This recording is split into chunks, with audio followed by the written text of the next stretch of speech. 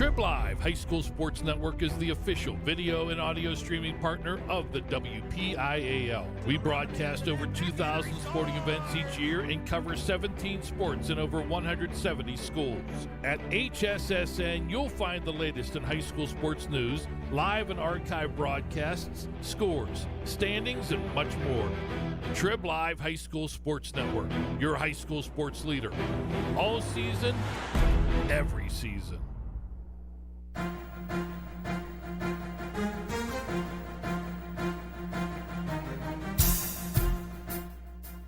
This is the Lawrence County SportsNet, powered by LCAT. Gold heading back to Lawrence County. Your home for the County of Champions. Has a throw to first, and that's your ball game. Union has won its first ever WPIAL championship. Today is Laurel. There it is.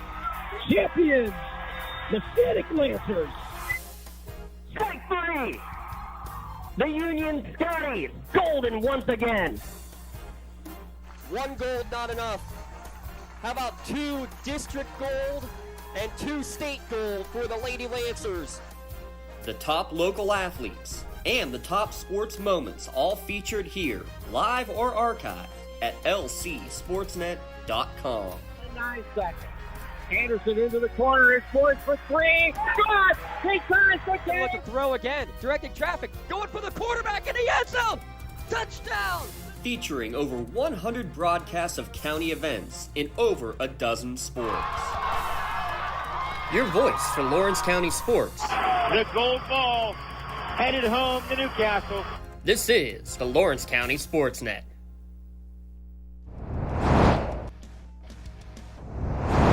Football Stadium. It's high school football on the Lawrence County SportsNet, powered by LCAT. Tonight is the Laurel Spartans taking on the Union Scotties.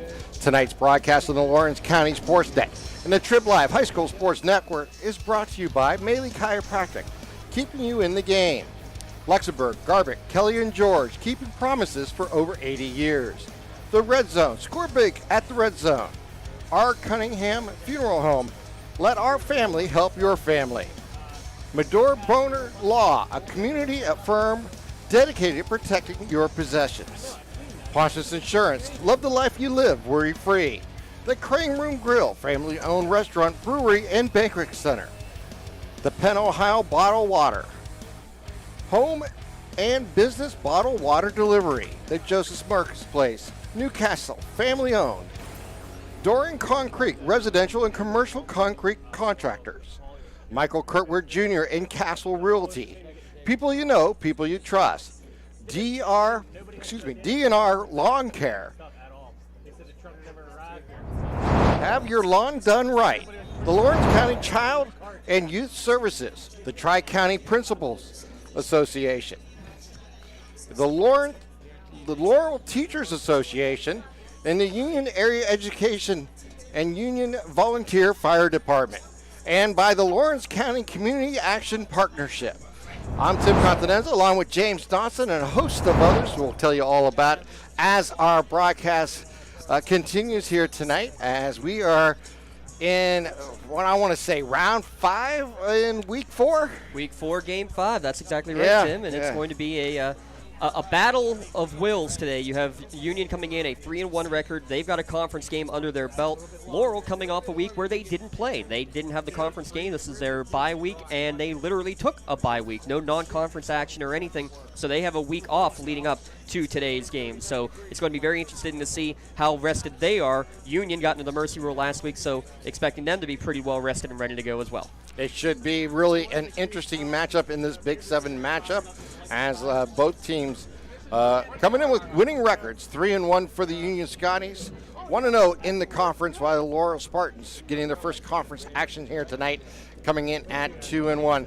Laurel Spartans is coached by Brian Cooper in his 9th year, 49-39 overall, 17 total years of coaching of 86-79 record. And tell you what, Tim, the Spartans are picking up right where they left off. Even though there's a lot of new faces, they have the number 3 scoring offense in the entire WPIAL, averaging just shy of 49 points per contest. Their only loss coming in that double overtime thriller to Neshannock. Union, on the other hand, 3 straight wins after their opening week loss right here at home against Canton, who is currently the number 1 ranked team in the state. So both these teams have shown that they can be really, really big-time contenders here this season. Of course, Union Scotties are led now by Coach Nee. Coach Kim Nibala has, in his first year as head coach, a long time a college assistant and D coordinator at West Allegheny and Mount Lebanon, and under Bob Pacto. And his father, Rich, had a record of 192, 139, and 4 in 31 seasons at Western Beaver. Yeah, and he, longtime assistant under Coach Palco, many WPIAL state championships to his credit, and he's brought some of that Coach Palco offense that you saw at West Allegheny during their runs. They would have 4 or 5 different quarterbacks line up behind center throughout the course of the game. Tim, that's exactly what we saw last week against Shenango. 4 different players lining up behind center. You have to be really focused defensively to know where each and every player is, to know whether it's a thrower who's in the backfield, whether it is the normal quarterback, or whether it is one of the running backs or wide receivers in a wildcat formation. So it's going to be very interesting for us up here to be trying to keep track of it, but also for them as well. And we actually will pause now as the Union High School Scotty Marching Band perform our national anthem.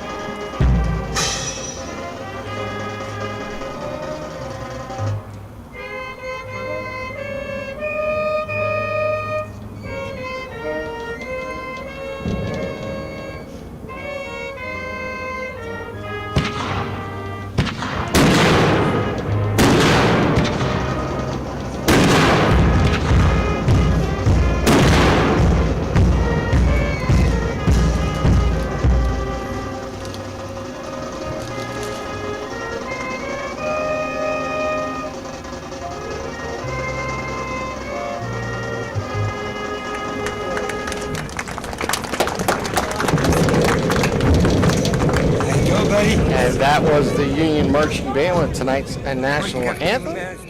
And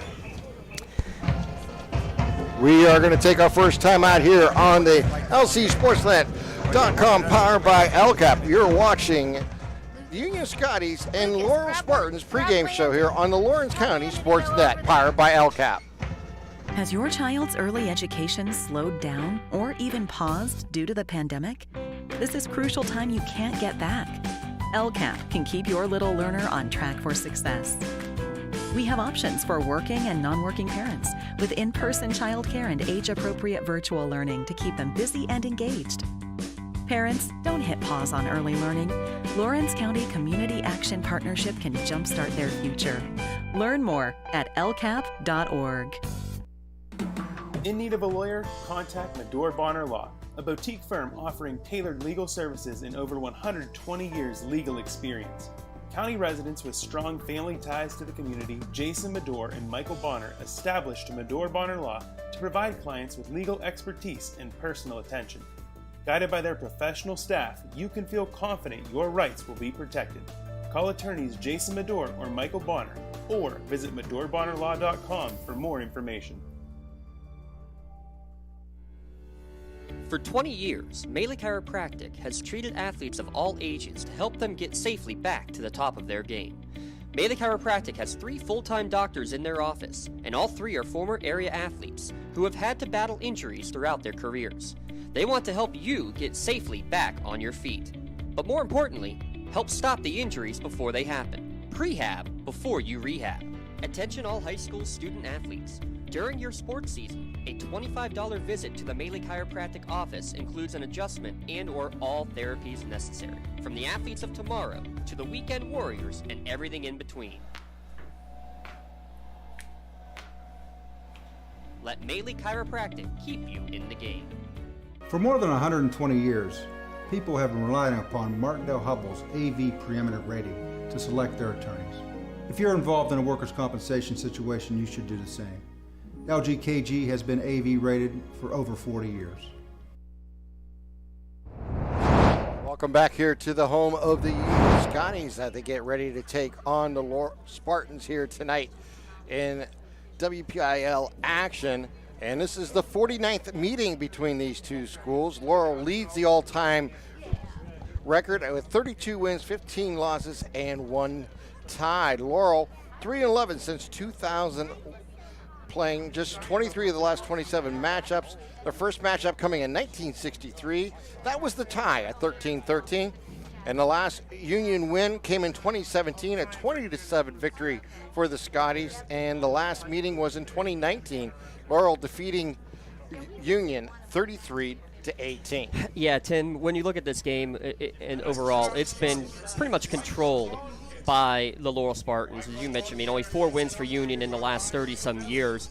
It's been just absolute domination by Laurel, and most of that has been, especially in the last 10 years, has been because of the running attack and really pushing forward and winning the trenches battle. And that's what it's going to be. Will Laurel's offensive line wear out Union's defensive line?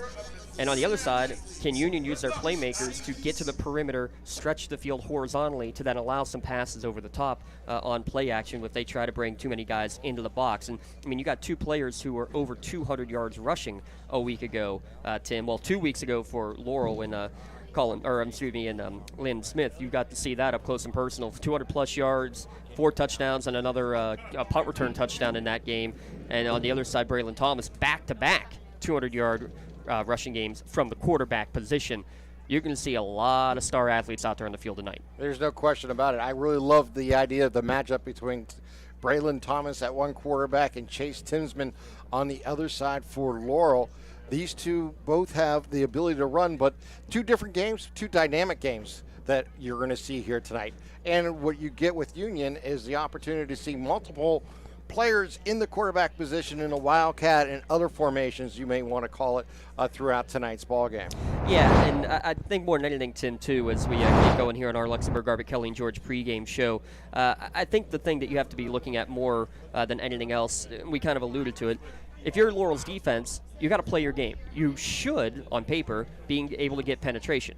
But can you go and consistently get the pressure, contain the outside? Because as soon as these athletes like a Mike Gunn, a Braylon Thomas, a Matt Stanley get to the outside, that's when the danger occurs. And on the other side, you can see plays. We've seen them in the past 4 or 5 years. They'll line up under center and give a QB sneak, and with that powerful offensive line and a big, strong quarterback in Chase Tinsman at 6'1", 205 pounds, you can see quarterback sneaks going for 5, 6, 7 yards. And if that's the case, Laurel's got the advantage. But the other way, Union's just got to keep the game close and let their playmakers try to make those big plays. And when both teams had special teams and defensive touchdowns in their last games, it's probably going to be something in the return game that will be the biggest key.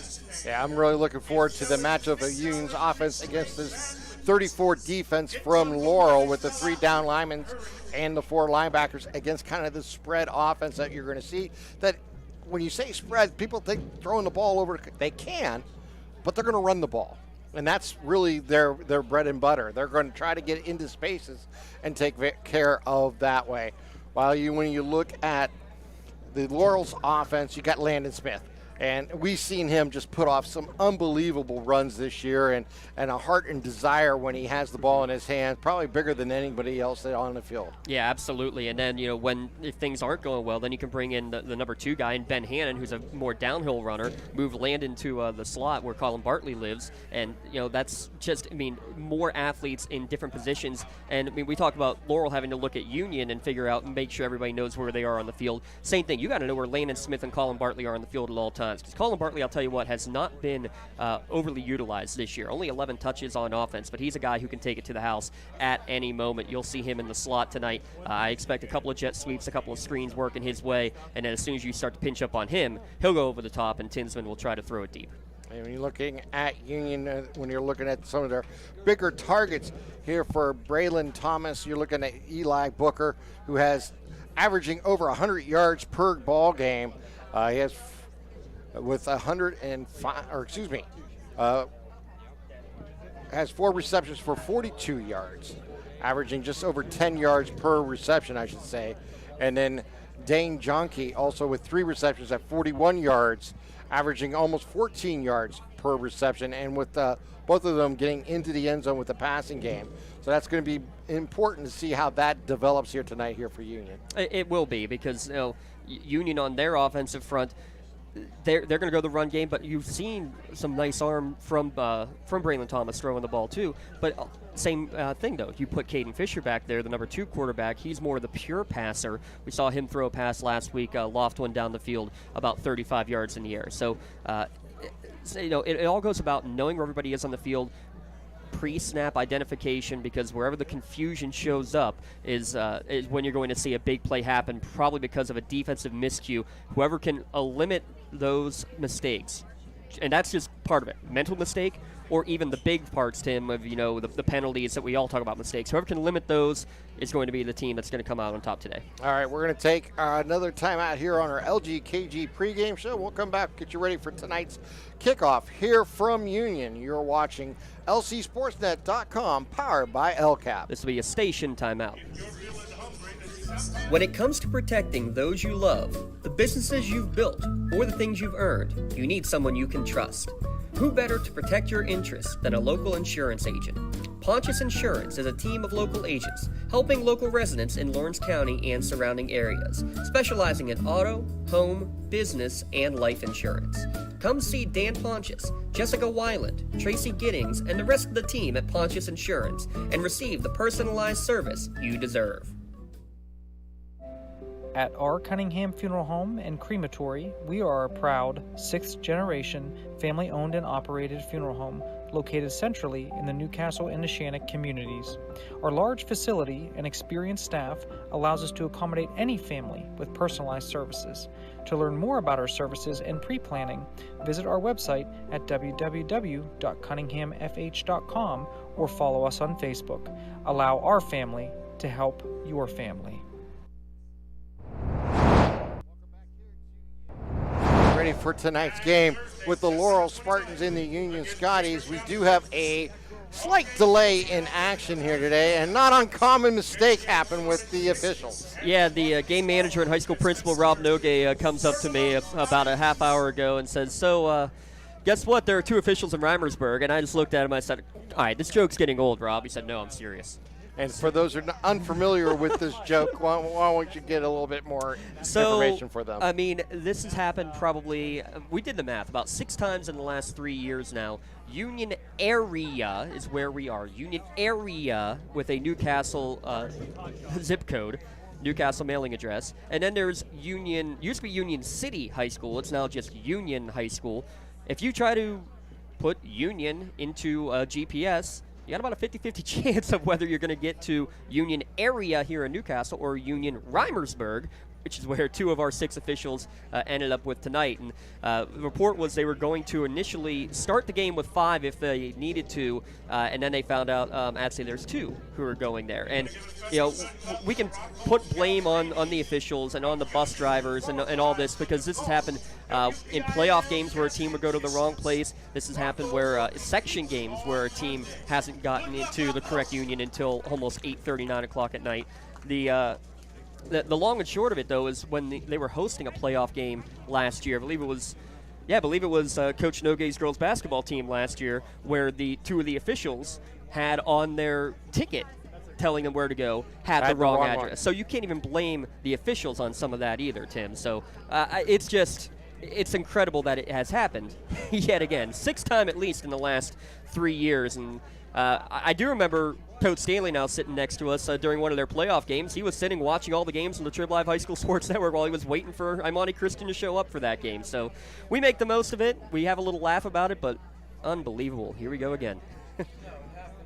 The Laurel Spartans come in tonight at 2-1, and this will be their first conference game in the Big 7. They won their opener against New Brighton 63-7, and then lost a double overtime to Neshannock 41-34, and then they got back into the winning column on the 9th with a 49-7 victory over Mohawk. And then, as James mentioned earlier, they had the bye week last week, so they've had 2 weeks to prepare here for Union. While Union came in, they opened their season against Kenton. That was a very late, last-minute substitution in that game, and they lost to the state-ranked Kenton 31-18, and then went on a 3-game winning streak, beating Elwood City, Cornell, and Shenango 20-6, 30-21, and 46-7. Yeah, and again, you look at those high-scoring affairs, even in the loss. And yes, that is a double overtime score, but a game where I believe they were just shy of 400 yards of offense in that game against Neshannock. And one of the things I noticed in that game, looking back on the film, Tim, was they were moving the ball through the air pretty effectively early on in the game, and then something changed in the second half. There were some reads that just weren't going their way. If it was Neshannock taking things away, or if it was just that the offense wasn't quite seeing eye to eye with everything. I look to see Laurel try to establish the passing game early, because I think you're going to expect Union to try to stack the box. So I look, try to counter probably a pass over the top early on to try to soften up the secondary and make those linebackers, stay a little bit more reserved from moving up too quickly, because we saw a lot of pressure from Union's defense against Shenango last week there, Tim, and I think that was a big part of why they've been so successful this year on the defensive side, has been the pressure from the front seven. Your insurance company's not always on your side, but the law offices of Luxembourg, Garbutt, Kelly, and George are. Visit them online at lgkg.com for a free consultation. And let their AV-rated attorneys and super lawyers guide you through the legal process. Luxembourg, Garbutt, Kelly, and George, keeping promises for over 80 years. And we have a starting lineups tonight will be brought to you by Michael Kirkwood Jr. and Castle Realty. Yeah, we'll get those in a second as you see the Laurel squad about to come out. And when teams come through the tunnels, then we will go to our starting lineups brought to you by Michael Kirkwood Jr. We thank all of our fantastic sponsors, and again, you're listening to this game as well, our high school game of the week on News Radio 1200 WKST. So we thank them. Marie Atwell back in the studio there, been flipping dials and doing everything for us on the radio waves as well, which has been a nice little fun addition for us this year here at lcsportsnet.com. But Tim, let's also look real quick while we have a moment at the other games going on across the county. A big one over at Bob Legge Stadium with Beaver Falls traveling to Neshannock. Then you have Central Valley at Newcastle, Mohawk traveling to New Brighton, Wilmington hosting Sharon. That's going to be a big one in 3A, 2A region matchup up there in District 10. Elwood City was supposed to host Western Beaver. Their field not ready, so they will be at Western Beaver tomorrow afternoon. Shenango in Class 1A here. Shenango traveling to Rochester, and Northgate hosting Summit Academy for some of the other games here in the Big 7 Conference tonight, Tim. And I love this. They got the tunnel out. Everybody enjoying the fun. The youth football program out there making the tunnel for the Scotties, as they'll be making their way out onto the field here momentarily.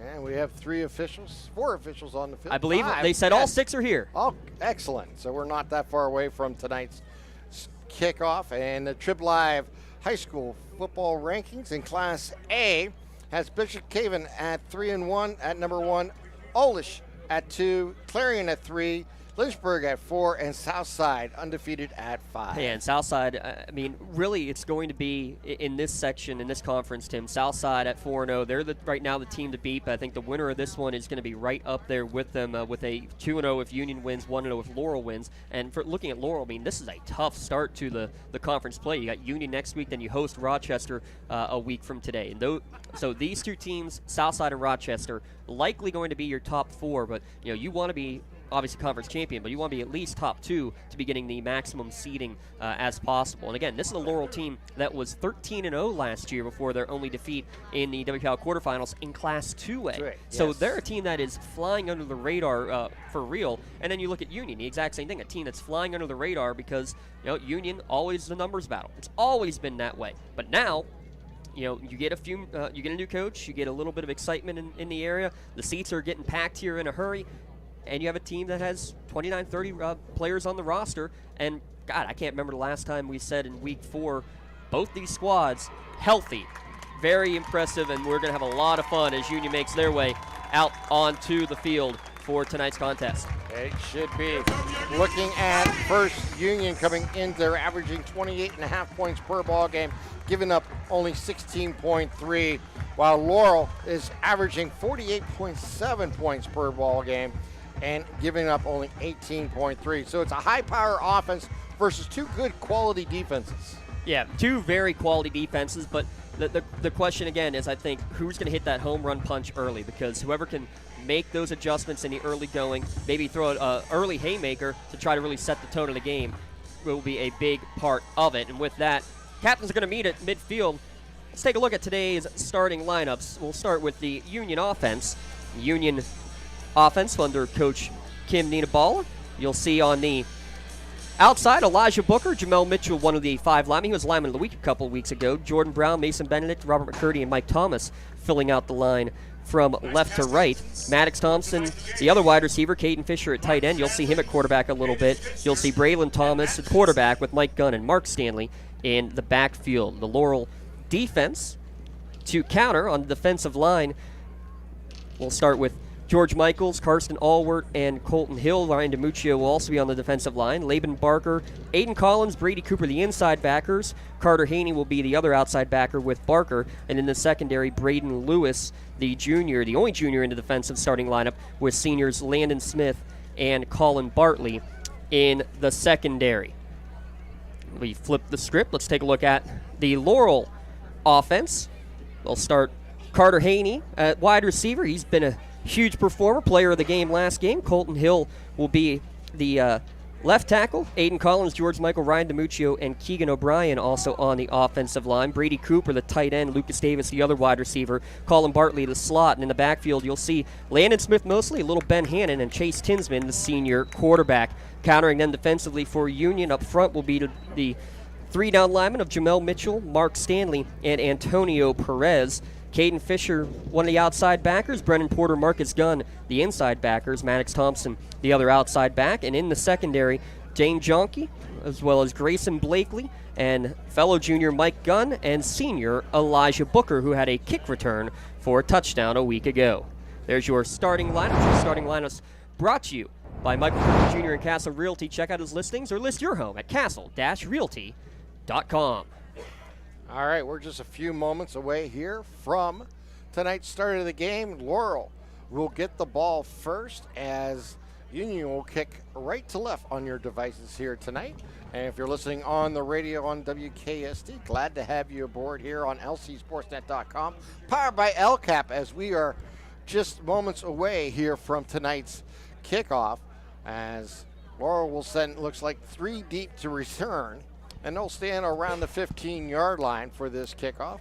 And they still, in the special team huddles there, breaking it now for Union as they will come out to make the play. And I believe for Union, we will have... I think it's Mark Stanley who will kick it away. I was going to say, Mark Stanley and kicking off, real right? quick, Tim, give a shout-out our production crew, Ashley Hauptla, our producer, and we got 3 Union students running the show on the cameras tonight. Kelly Cleaver down on the field. And you have Denon Bowen and Lucas Stanley. So all 4 Stanleys getting stuff done tonight. All right, line drive kick is going to be fielded about the 18-yard line, brought up across the 25 to the 30. Has room, going to break it out to across the 40 to the 45-yard line. Big return here for the Spartans. That's Aiden Collins, actually, who got that return. Pig number 56. And, I mean, he is a lineman, but let me tell you, he is not your prototypical lineman. In fact, 2 years ago, he was the backup quarterback for the Spartans early in the year and turned into an offensive lineman by necessity. And he is a big boy at 5'10", 194. He plays a lot bigger than that and gets Laurel great field position to begin. 2 receivers out to the Right now, they'll bring one in motion as Bartley going from right to left. Tinsman in shotgun with two backs, one up close as a wing on the left-hand side. They're going to hand it off. It'll go left side, and it'll crash right into the line of scrimmage. Maybe a gain of 1 up to the 46. And it'll bring up 2nd down and 9 coming up here for Laurel. Yeah, not much room there, but again, you see, Tim, exactly what we expect. A little jet sweep action. They fake it to Bartley. And that's just going to lead to more opportunities, though, because whether they do give it to him or not, that at least has the eye candy to potentially be dangerous. Tinsman will look over to the bench for the final signals as they'll 4 receivers set, 2 left, 2 right. Yeah, Smith to his right in the backfield. He'll go on a quick throw out and throw it a little short of his intended receiver in Lucas Davis. And he'll bring up 3rd down and long coming up here for the Spartans. Yeah, that one just kind of, it almost looked like it slipped out of his hand. I mean, there was a 3-step drop, and there's a no-step drop, but he had enough time to go and get the hands on the laces, just couldn't quite get it out to his intended target. Big 3rd down here early, Tim, 3rd and 9. So we'll have, again, a 4.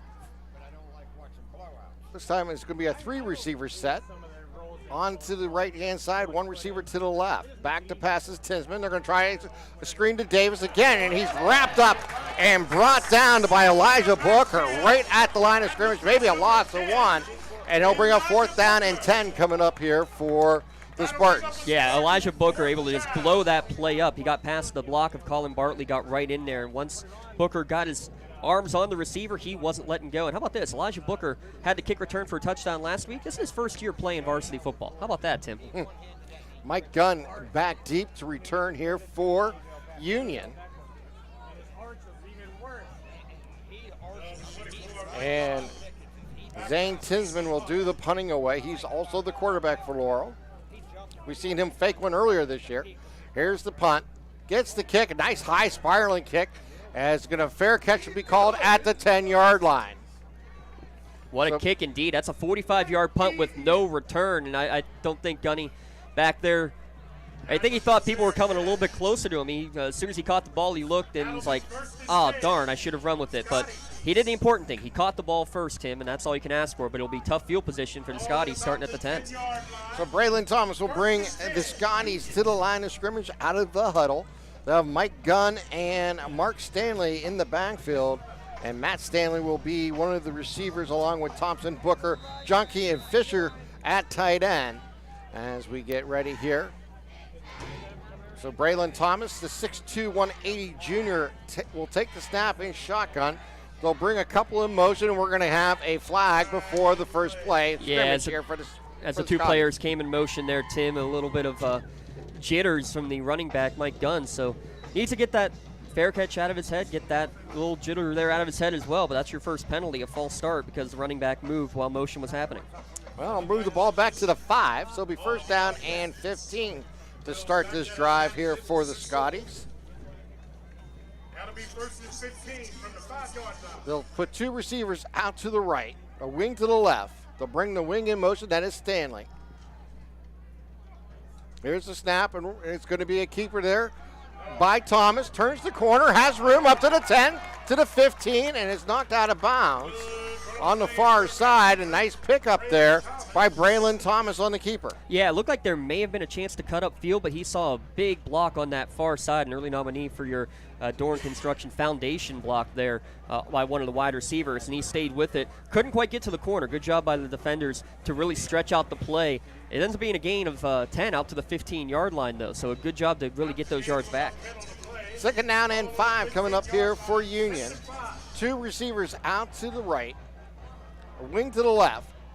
Thomas in shotgun with Gunn to his left in the backfield. They'll bring Stanley in motion along with Fisher. And they didn't get the we got to play get off. another snap. I think we might have a false stop. No, they didn't get the play off okay. in time. The delay of game calls our man in the white hat. And again, if those just tuning in, the funny story yet again is it was 2 officials who came a little bit late to the party after going to the wrong Union High School. So they're getting the flags out early, though. If they've arrived, we start on time, thank goodness. And now 2nd and 10, penalties here in this opening drive for the Scotties, not helping their own cause. Definitely not. Shaky start here for the Scotties, but 2nd down and 10. Braylon Thomas, the 6'2", 180-pound junior, will be in shotgun. He'll send 2 receivers out to his left, and they'll bring the 2 tight ends in motion from the right side to the left side. And it'll be Thomas on the keeper. He'll try to get around the corner, and he'll dive forward. He'll pick up a couple on the play. No, it looks like he's going to be stopped actually short of the line of scrimmage, and he'll lose a couple. Yeah, Carter Haney in there as part of that tackle, and he really did a good job of sealing the edge, forcing this time Thomas to have to go back inside and go up the field, and because of that, ends up losing a yard as his comrades came and joined the fun. It's going to be a loss of 2. It'll be 3rd down and long. 3rd down and 12 coming up here for the Scotties. Yeah, we're going to trust you on the clock there, Tim. I got the old Shazi wall to my left. We're down to 9:40 on a moving clock here in the first quarter. 3 receivers out to the right, 1 to the left.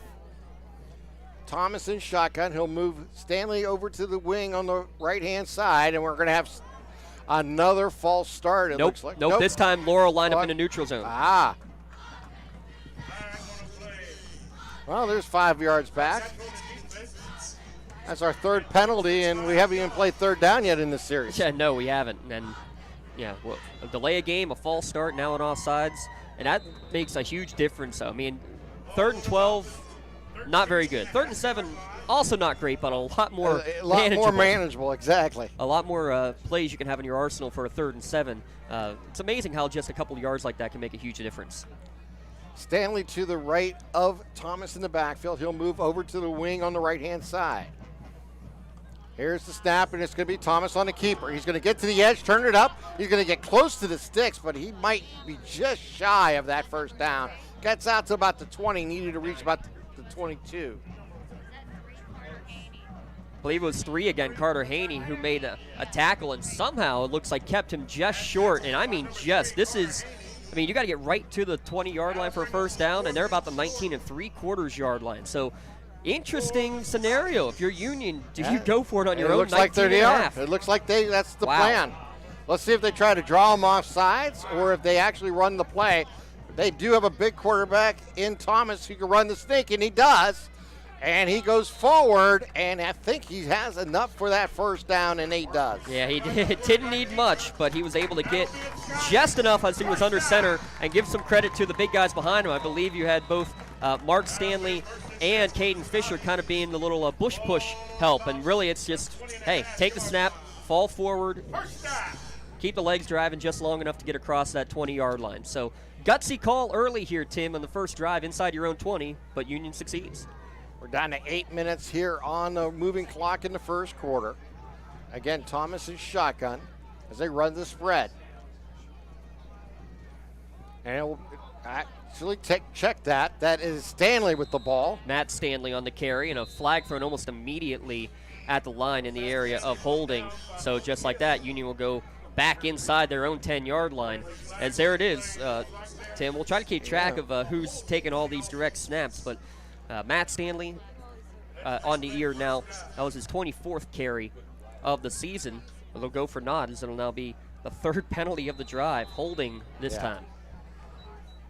So they'll mark it off 10 yards. It'll become 1st down and 20 coming up here for the Scotties. They started this drive at their own 10-yard line. And that's where went they are back again. Inside the 5 and then worked it out, got a 1st down, and that's where we're at now again at the 10-yard line. Thomas takes the snap, he'll hand it off, and he'll get back close to the line of scrimmage, maybe a loss of 1 on the play, as a host of Spartans were there to make the play. Mike Gunn on the carry. Yeah, not much room up the middle at all on that one, and most of the runs have gone to the outside. This is the first one really designed to go up the middle, Tim, and yeah, it didn't do much, but the one thing it will do is that it keeps the defense honest, that they know they're going to have to watch for those inside runs, because the first 4 being outside, eventually you can see the defense starting to spread outside on that defensive line and really try to seal the exterior from happening. Mike Stanley comes out, and Elijah Booker reports in here for Union. Thomas will be under center this time. He'll hand it off to Mark Stanley, and he is going to be gobbled up in the backfield, a loss of 1. And maybe got back to the line, maybe if he's lucky. But, again, a little bit of a different look, because that's only the 10th carry of the year from Mark Stanley, a more of a fullback look, 6'2", 250 as a fullback. And he's actually, though, averaging about 12 or 13 yards per carry, Tim, out of that, because once he gets a little bit of space, he's got the jets, too. And, we break one tackle in the backfield, he could be off and running, but good job of the defensive line to hold on.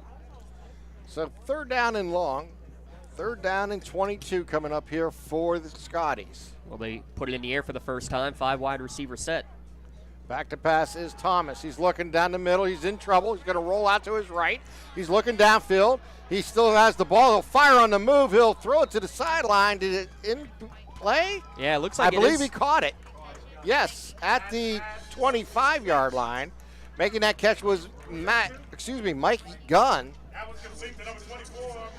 Gets out to the 24-yard line. So good job to extend the play. They'll still be about 6 yards short of the yard to gain. And they'll have to punt the ball away here on 4th down.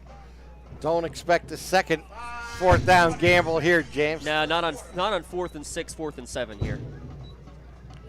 So the Spartans will send Smith back deep to receive. He'll stand around his own 45-yard line. And it'll be Thomas to punt it away. And Thomas gets his foot into it. Nice line drive kick. And it's fielded on a fair catch at the 40-yard line. And it'll be a 1st down and 10 here coming up for Laurel for their second possession of tonight's game with 4:59 remaining here in the first quarter. So if nothing else, that took off a lot of time on the clock, but now Laurel will get their second possession starting at the 41-yard line, which means we have a chance to give a shout out to our friends at Penn Ohio Bottled Water. Give them a call for delivery of your 3 or 5 gallon water cooler systems, or you can get case of the bottle delivered right to your home or work. So Chase Tinsman, the 6'1", 205-pound senior quarterback. Underneath center, will hand it off on a jet sweep. They'll get it to Bartley. He has room. He gets to the 50, tries to cut back. He gets up to the 49-yard line, right at the sticks. May have picked up the 1st down there for Laurel. Yeah, it looks like they're going to mark it right at midfield, so a gain of 9. They'll say it'll be 2nd down and 1. But there's a difference. The last play where they faked it to Bartley, it was contained on the edge. That time, though, the right tackle for Laurel, and Keegan O'Brien and Ryan DiMuccio also on that right side, doing a great job to push the defense to the interior and really had lots of open room here on the near sideline. And we have a whistle as Dane Jonke, it looks like, is down at the end of this play. But he's going to walk off under his own power, which is good news for the Scotties. So 2nd down and 1 coming up here for Laurel.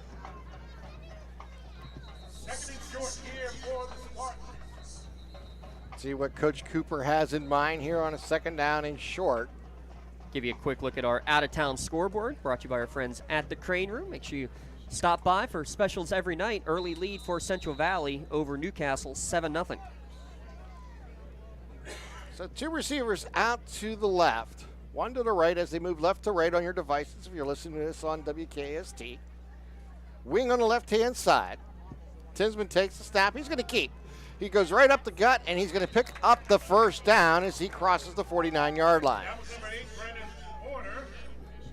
Porter's going to make the tackle from his inside linebacker position and give him a gain of yard, maybe 2, and that's all he needed, though, to get that 1st down. And, when all else fails, let your quarterback run it. His 31st time rushing the ball this year, and he's got 5 touchdowns on the ground, Tim. So, yeah. I mean, he's definitely not the explosive runner that you saw last year from a Kobe DeRosa by any stretch of the imagination, but he's definitely got some brute force to him as well. More of a classic quarterback on that sense. He's underneath center this time. Smith in the backfield. Smith will get the handoff. He'll go left side, get some room, gets close to the 46-yard line. He'll pick up about 4 on the play. 3 actually, and bring up 2nd down and about 7 coming up here for Laurel. Hard-nosed football, though. I mean, you have to earn every single yard out there. And I like the quick hitter under center that time. Now they're back in the shotgun. I like this. They get up to the line quickly, Tim, but then they try a hard count. Now look to the sideline. We'll get the audible. So that means that Union can't change defensively. 3 receivers set with the wing on the left-hand side. Tinsman rolls right side. He's going to run into trouble, throw on the run, and throws it out of bounds. It'll fall incomplete as he gets rid of the ball pretty close to the sideline. A nice play there by Chase saving the down, bringing up third down and long. And I love this rule change this year, Tim, because last year and all years before, that would have been intentional grounding in high school football. But just like the college and pro game, if you're outside of the pocket and throw it past the line of scrimmage, even with no intended receiver in the area, that's fine. So a great job and a heads-up play by the quarterback to keep this, instead of what could have been like 3rd and 15, 3rd and 16, you save the yardage. It's now only about 3rd and 7. Lucas Davis is the receiver to the lone side on the right-hand side. We got 2 receivers out to the left. Tinsman will take the snap. He's back to pass. He's going to roll right side. He'll stop and throw. He'll fire, find Davis, and get close to the sticks to the 40-yard line. Yeah, didn't get a great spot. Probably should have got forward progress for a couple of extra yards. He'll be short either way. I thought he had it at the 40. They mark it at the 42, so it's going to be 4th down and 3. But Union brought the pressure right up the middle, and that forced a bit of a quicker throw, I think, than what Tinsman wanted. And that kind of no man's land. They'll go on 4th down, and 3 here. From the 42-yard line, let's call it. All right, they're going to call it 43 on the now they changed the scoreboard. 42. They heard you. Yeah, exactly. 2 receivers out to the left. They'll bring one in motion. That is Bartley, and we're going to have a stop and play. I think we're going to have a Pontius Insurance timeout there called by the Scotties. Yes, our first Pontius Insurance timeout. And with that, we'll take our... No, we're going to keep it right here. All right. We'll keep it right here. And give a shout out to our friends at Pontius Insurance. Give them a call or visit pontiusinsurance.com.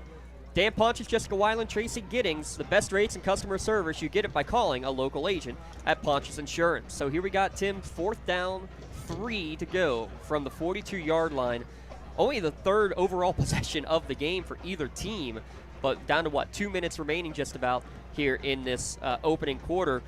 And, yeah, you're right, no man's land here. You got a great kicker in Buchter, but this is well out of his range. I mean, you're talking 60-yard field goal. But, I mean, this is 4-down territory the whole way. I think Coach Nee with a nice timeout call there for Union. Let your guys see the formation. Now go to the sideline, say watch the ball, watch a hard count, because you can very much expect that on a 4th and short.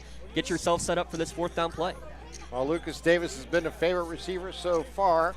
And then, of course, you got to always keep an eye on Landon Smith anytime he's in the backfield here for the Spartans.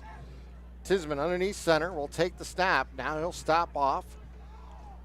Yeah, hard count once after a man in motion. This might just be trying to get the draw Scotties them off. off sides here, and they may actually use one of their own timeouts. Still 5 on the play clock, so let's see if they will try it one more time. Good discipline from the Scotties defense. And there's the flag. They did not call a timeout, I guess. They're going to save it, give a little extra room, because Tinsman does have a strong leg, so just kind of giving a little bit of extra room. He already has a 45-yard punt on the night, but a great job overall from the Union defense. I mean, standing their ground. I know it sounds easy. Don't move on those hard counts, but, I mean, they faced 3 or 4 of them without budging. So on 4th down, they'll punt the ball away after the 5-yard. Maybe again. Tinsman has thrown from this about this on the field. We've seen him do it before. And he's lining up, and he'll do kind of a rugby-style kick and get the ball away, and he'll roll inside the 5. And the Laurel Spartans are not going to get to the ball, and it's going to go into the end zone for a touchback. Oh, they're saying that he stopped it at the 1? No. It doesn't matter where the foot is, it's where the ball is. Did they ever secure the ball? Laurel is saying that they recover it for a touchdown. Well, Laurel touches it first. I don't know if Union's player ever actually went for it. Exactly. I did not see a Union player with the ball or around it. I see nothing but white shirts. They're going to call a touchdown for Laurel. Holy smokes. The ball was touched inadvertently by Union. And all the Union players are putting their hands up in the air. Now Coach Neball is going out on the field wanting an explanation. And he's being ushered back to the sideline. Well, he needs an explanation. Oh, I agree. That was a very odd play. I can't even I can't even tell you. I don't even know. We'll have to look at the replay to even figure out who recovered the fumble in the end zone. So they're going to say apparently Union touches it first, which means it's a live ball. And then Laurel, I didn't even see a Laurel player recovered in the end zone. I just saw the ball laying in the end zone. I seen he just picked it up and handed it to the official and said, "That's I don't." Yeah, they tried to recover it before the end zone. There's a lot of I don't know on that one. Yeah. Well, Booker's in for the point after. Here's the snap in the hold, and Booker's kick is up and good. So with 2:08 remaining here in the first quarter, Laurel strikes first. It's 7-0 on a special teams recovery in the end zone for a touchdown. I don't even know how to. I wish I could tell you more, but Well, we're going to try to get the replay. Let's step aside for a second, Tim, and see if we can figure it out here at lcsportsnet.com. 7-0 Laurel leading Union. Looking for a unique way to expand your business? Advertise on the Lawrence County SportsNet and be seen by thousands of viewers in the area and around the country on over 100 broadcasts. We don't have a replay on there? I have it Visit on here. lcsportsnet.com and click Advertise with LCSN. Yeah, a little bit more. I think the key to any attorney-client relationship is trust. My father told me a long time ago, the definition of personal integrity, it's really simple. Do what you say you're going to do.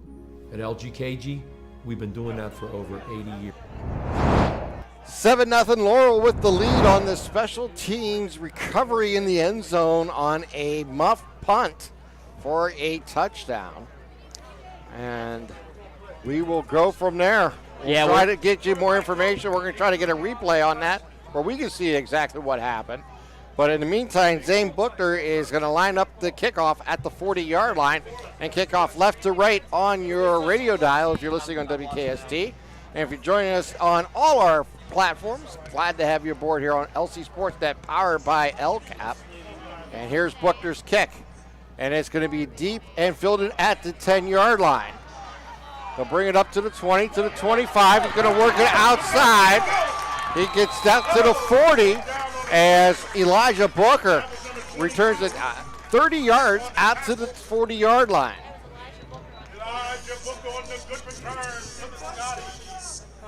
Yeah. So we're watching the replay now, Tim. You can watch it here with me. As the ball goes through, the returner gets out of the way, and all of a sudden Laurel players are diving on it at the 1-yard line. The ball just flutters into the end zone, and then a player goes and dives on top of it at the very end of the play. I don't see a Union player anywhere near it. Neither do I. That was a weird call. Well, so Union with the ball now trailing 7-0. So we're going to give the touchdown to Carter Haney. He's the one who recovered it in the end zone. All right. So empty backfield here for Braylon Thomas. He'll take the snap. He's back to pass. He's looking down the middle. He's going to fire deep. He has two men down there, and it's going to be picked off at the 33-yard line. Landon Smith with the ball, crosses the 50. A flag comes flying, and we're going to have a little skirmish. Well, take your pick. There's about 3 of them out there. So long bomb down the field, intercepted, a return of about 20 yards. It will come back due to a block in the back on the return, Tim, but that's 2 turnovers, really, as a result. The one on the apparent muffed punt, I guess is what we got to call it. And then this one here on the deep pass, just playing center field, Landon Smith able to pick it off. Well,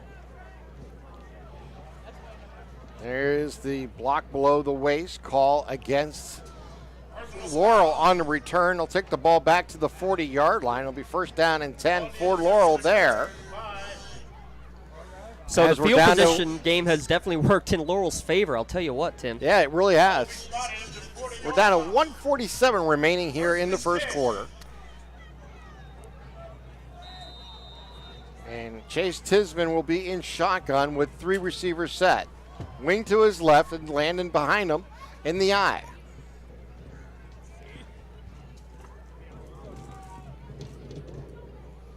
Now Smith will move to his right of his quarterback, Chase Tisman. Down to 4 seconds on the play clock. They'll hand it. Tisman with the ball. He'll throw it away. Is that going to be a fumble? It's going to be a pass, but I mean, there's no one in the area, and it certainly didn't make it to the line of scrimmage. And I'm not even sure if you could even say that he was outside the pocket on that. But so Matt Stanley in there on defense. Now there's the flag. Yep, there's the discussion, and there is the intentional grounding call. And this is good officiating. Yep. Get it right. Get the call right. The intentional grounding will be a 5-yard penalty from the spot, so it'll be second down and about 20 to go. And I know what Tinsman's trying to do. It's a little backhanded shovel as there was a runner, I believe, coming out of the backfield. I believe it was Smith. But, I mean, the pass really got nowhere near him. He was probably about 10 yards away. And, again, the ball never making the line of scrimmage is the reason why that one gets called. They're going to mark the ball back to the 29-yard line. That'll be second and long. Be 2nd and 21 coming up here for Laurel. And it looks like Tinsman now is back in the shotgun again. Lucas Davis is the wideout to the right. Smith is the running back to the right of Tinsman in the backfield. 3 receivers to the short side of the field. They'll quickly throw it out to Davis, and a little too far. Leaves them incomplete at the 35-yard line. Yeah, it's tried to get on the quick out, and then Davis has been his favorite target. You said it a couple times now, Tim. Actually the 4th time they've tried to go to him on this near sideline, thinking they have a matchup to work with against Booker. But now it's 3rd and 21. Is that one just a little bit off the mark? And this is a huge opportunity for Union. You gave up a touchdown that they feel should not have been called. Then you give an interception. Your defense needs to get the ball back right now. So Tinsman in the pistol this time, and now, as I mentioned that, Smith will line up to his right in the backfield. They'll bring one in motion, fake that way, throw up a string on the right-hand side, completes it, and they get it out to the 36-yard line, and it'll be down there. I believe it'll be 4th and about, let's say, 14 to go, so a gain of 7 on that play. How about Matt Stanley coming in, though? He's not the starter. He's come in with the injury early on to Dane Jonke, who's still sitting on the bench without his helmet. Matt Stanley comes in his first year. His first year as a varsity football player, and he's made a couple of nice plays on defense now. Mike Gunn back to receive the punt here from Tinsman on 4th down. Here's the snap. Running kick, and it gets a nice one off. It's going to hit at the 30-yard line. Bounce down the far sideline, and roll inside the 20, and it'll be down around the 17-yard line. And it will be 1st down and 10 for the Scotties around their 17-yard line.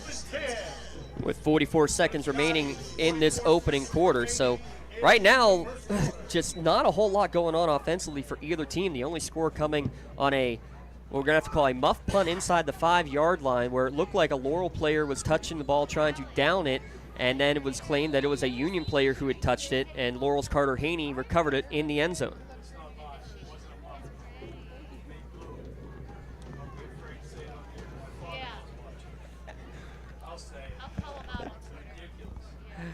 Well, Union 1st down and 10. Braylon Thomas will take the snap.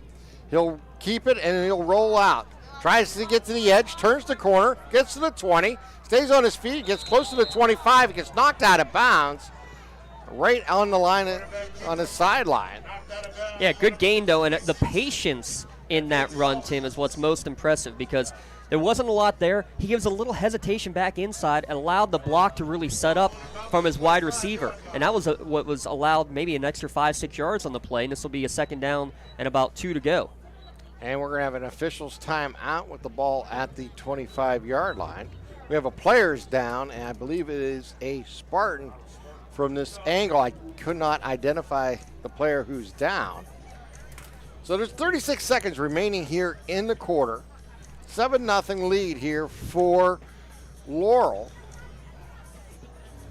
And this timeout is brought to you by Pontius and Timing, or Pontius Insurance, I should say, even though it is an official's timeout. Yeah, good to see Carson Allward get up to his feet and head his way back off the field. Senior defensive lineman. How about this again, Tim? I mean, you can't say it's enough. You lost all these great players from last year on the Laurel squad. They have 10 senior starters on offense, 10 senior starters on defense. Yeah. Absolutely incredible. It is. So here we go. With 36 seconds remaining here in the first quarter, 2nd down and 2 coming up here for Union. Braylon Thomas is in shotgun. Well, we'll wait and see. They may have, never know. I might have got ahead of myself there. Each team with only 1 first down at this point in the game here, too. So Braylon Thomas looks like he'll be underneath center. And we have 3 officials who are standing and now going and talking on the other side of the 50-yard line, talking to the Laurel coaching staff. Interesting.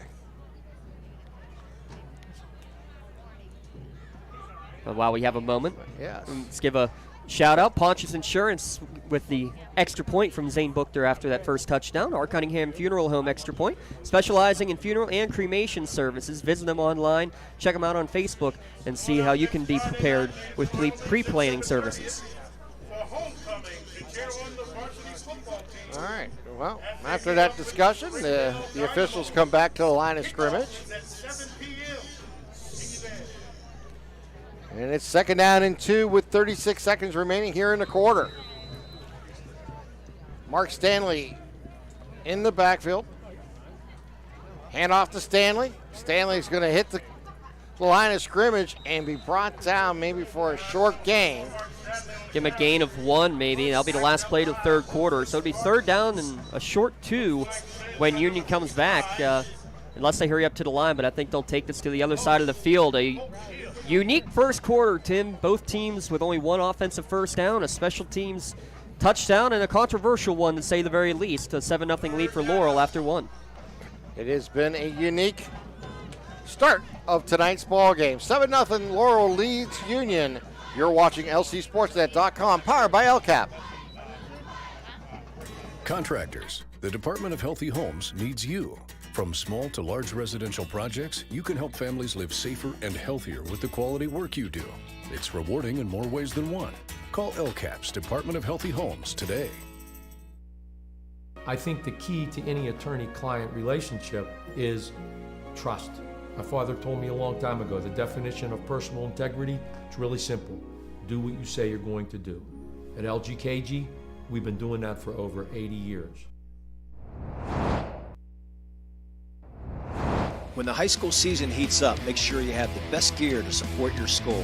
Head to the Red Zone on Wilmington Road in the Shannock for all your county sporting apparel needs. From sporting goods to custom apparel to embroidery and more, the Red Zone has it all. Quality gear for all 8 schools in the County of Champions. Stop by and enter the Red Zone or visit them online at theredzonesports.com. Score big at the Red Zone. On the clock as we enter the second quarter with Laurel leading Union 7-0.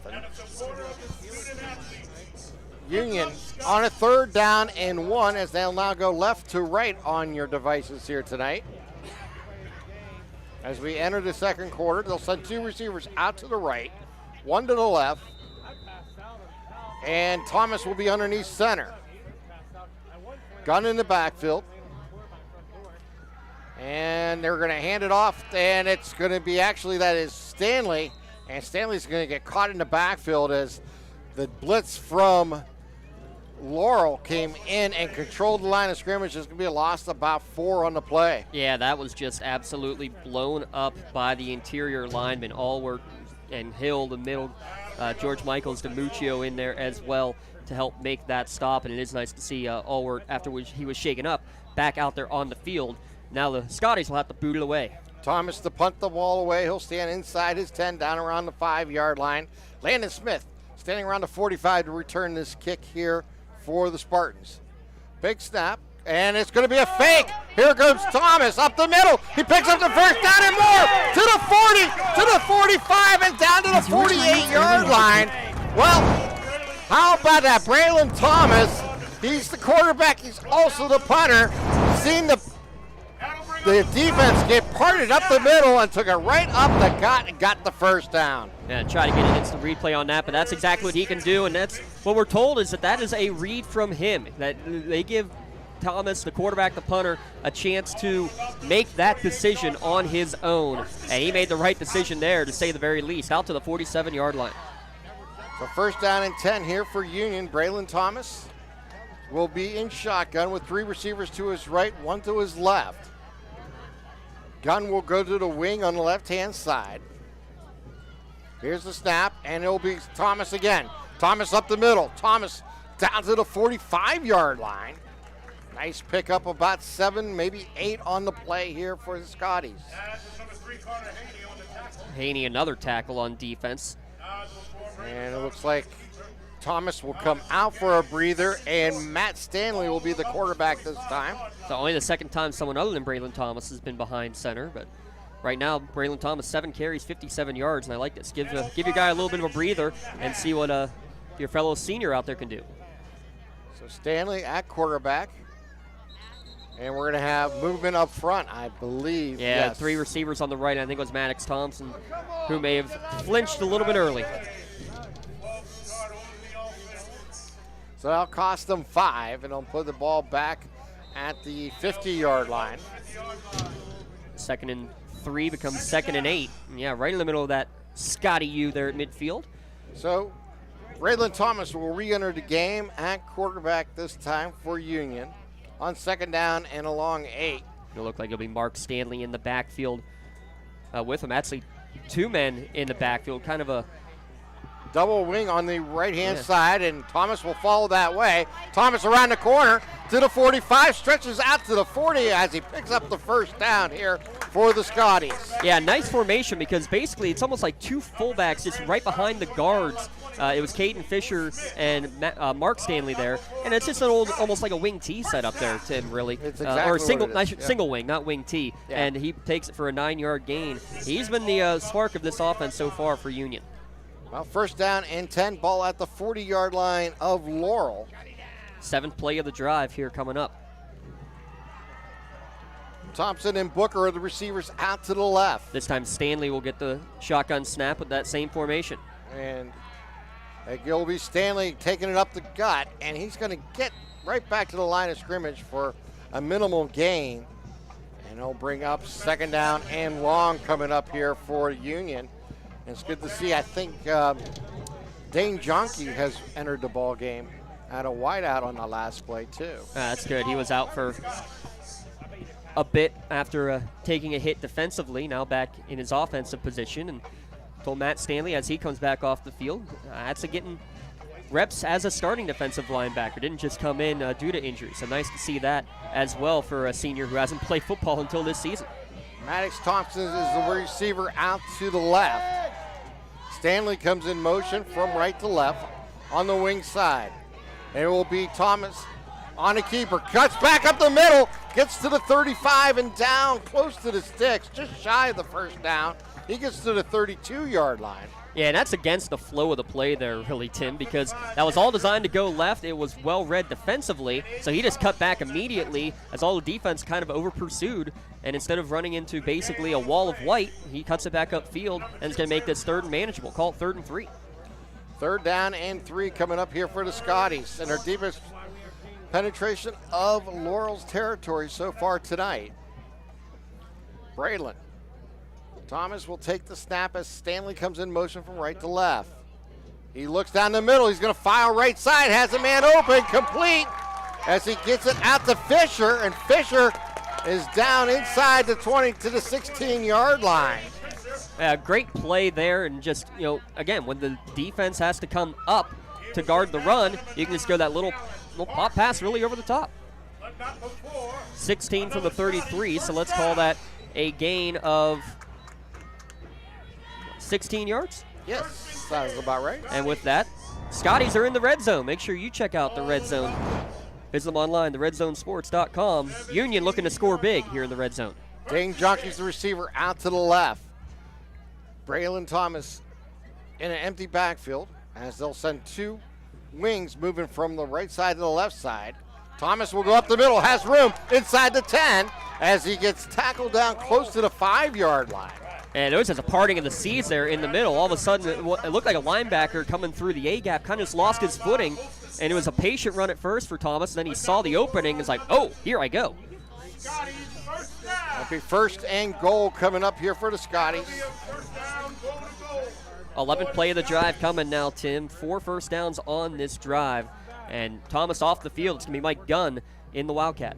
2 wings on the right-hand side. And here's the Wildcat run, and it's Gunn. Gunn going to cut back left, dive into the end zone for the touchdown. So the first time Mikey Gunn takes a snap behind center, runs it in from 6 yards out, and Union an extra point away from tying this game, but I have a feeling we won't be seeing any kicking game out there. This is going to be either an 8-6 Union or an 8-7 Union lead or a 7-6 Laurel lead. Yep, and that's exactly what's coming up as Braylon Thomas gets this play in from the sidelines, as they will go for 2 here. They'll send 3 receivers to the right, 1 to the left. Shotgun here for Thomas.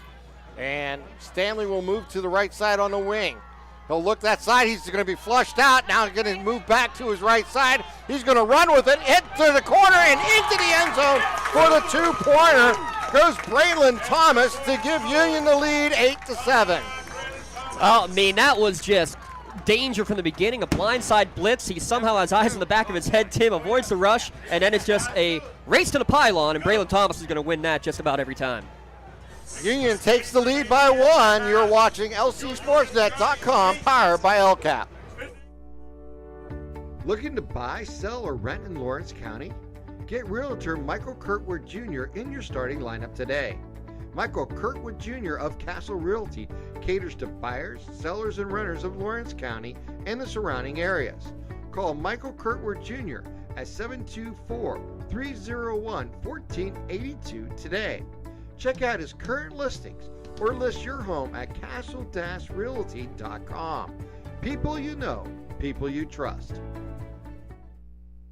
In workers' compensation, my clients are oftentimes not receiving their wage loss. They're not receiving their medical expenses. LGKG, they come to us so that we can put them in a position to pay their bills. If we're keeping our promises, our clients are getting the justice they deserve.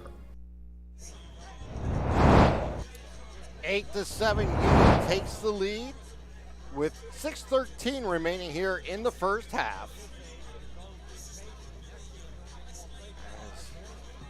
6 minutes and 3 seconds, 11 plays, 83 yards, 6 minutes and 3 seconds on that scoring drive, Tim. That's fantastic. Yeah, that's just eating up the clock and going downfield. Frankly, if I had been a betting man, I would have said it would have been the other way that would have happened. They're going to try an onside kick, and it's going to be fielded up front around the 49-yard line. Not sure if it was an absolute onside kick versus maybe just a squib kick down the middle, but Stanley may not have hit it quite hard enough, and in the process, they fall on it at the 48-yard line. So it'll be first down and 10 coming up here for Laurel in great field position at their own 48-yard line.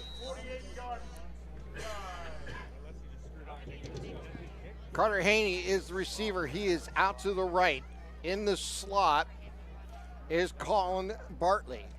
Here's the snap. They'll pitch it out wide to Smith. Smith is going to get caught in the backfield and brought down at the 45-yard line. And now we're going to get a little extracurricular activity and a lot of flags flying down. And Landon Smith is hurt back at the 44-yard line. So there's a million things happening here, Tim. I mean, just after the whistle, a Union player got absolutely body slammed right in the middle of the play. And then, yeah, Landon behind the play, he's up, he's all right. Yeah. He just kind of took an awkward hit as he got hit for the loss, but this is going to push Laurel way back. Yes, it will. So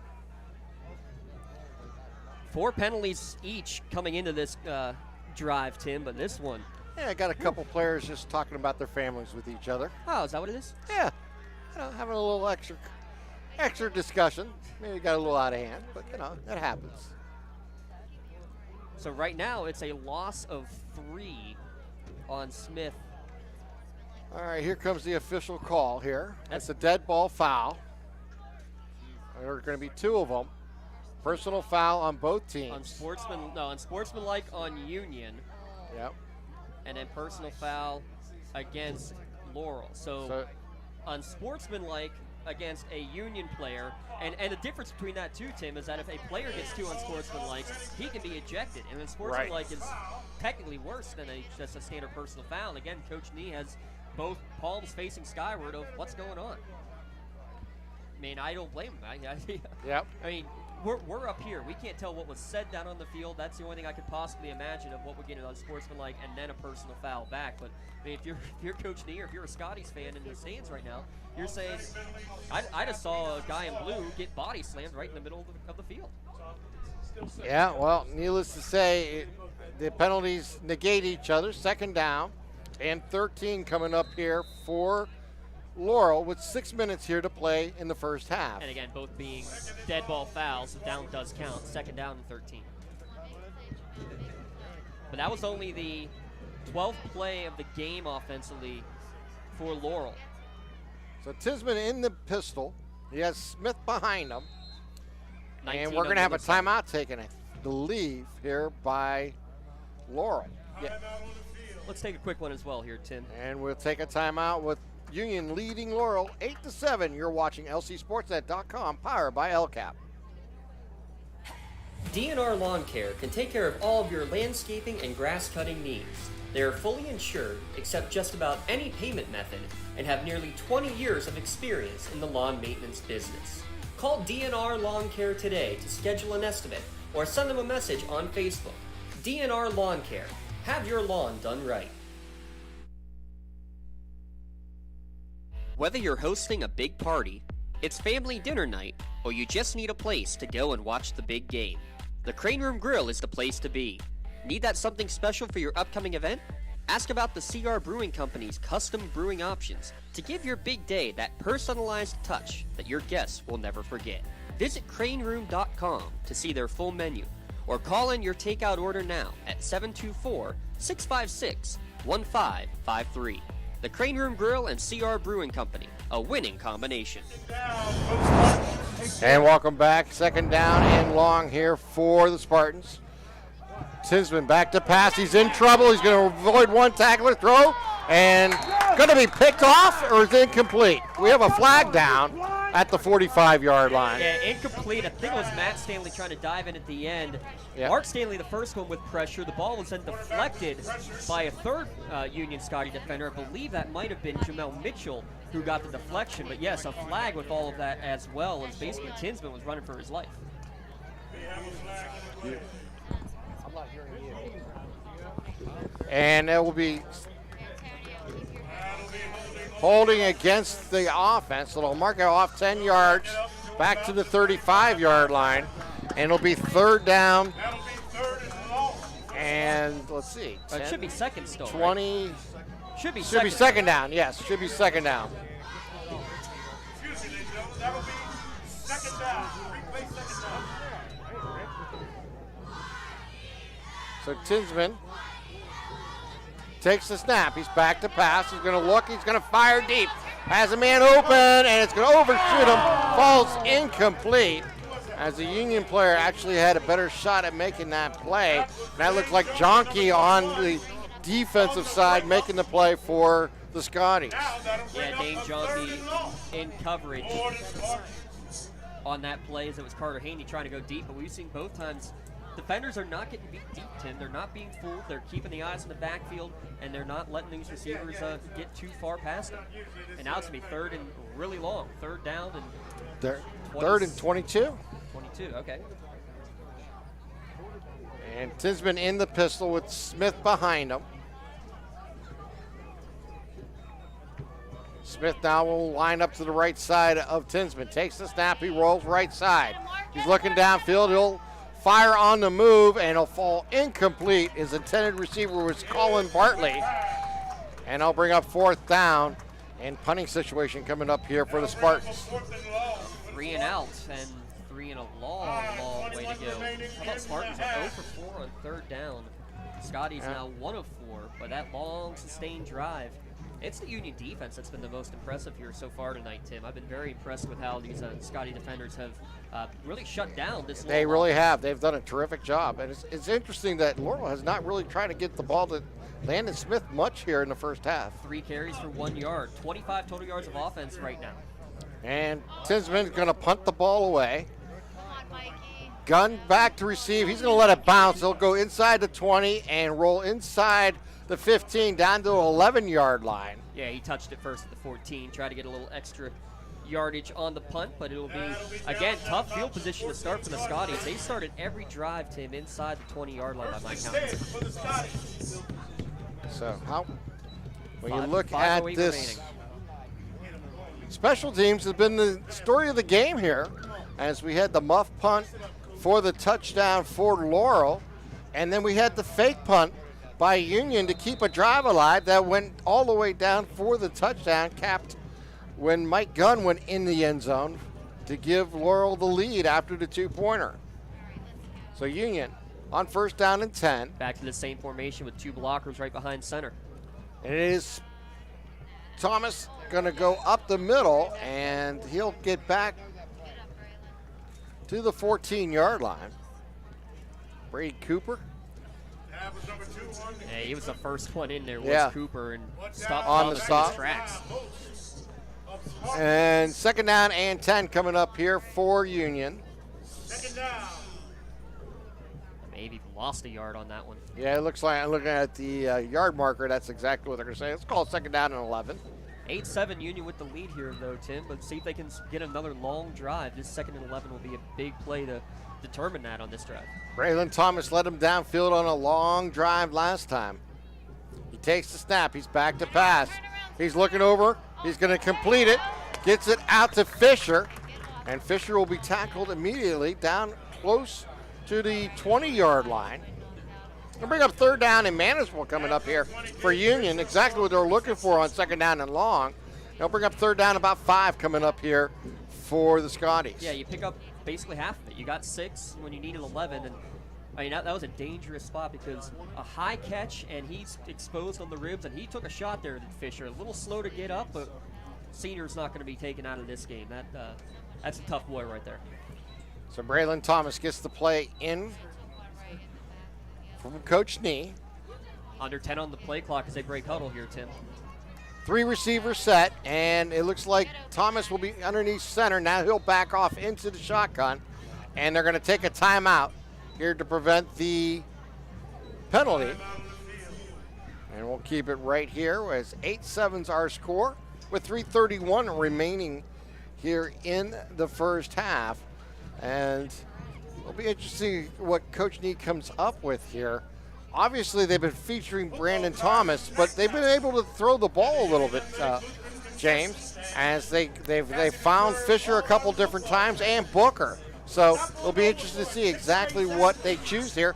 I wouldn't be surprised in a play like this. I'd love to see like a screenplay, maybe try to get in the hands of either Matt Stanley or Mike Gunn, and see what they can do maybe in open spaces.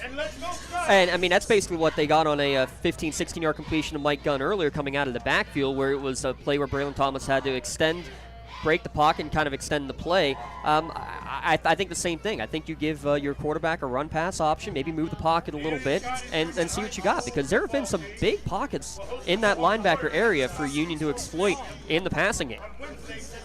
So Caden Fisher's in the slot along with Maddox Thompson on the right-hand side. In the pistol is Thomas.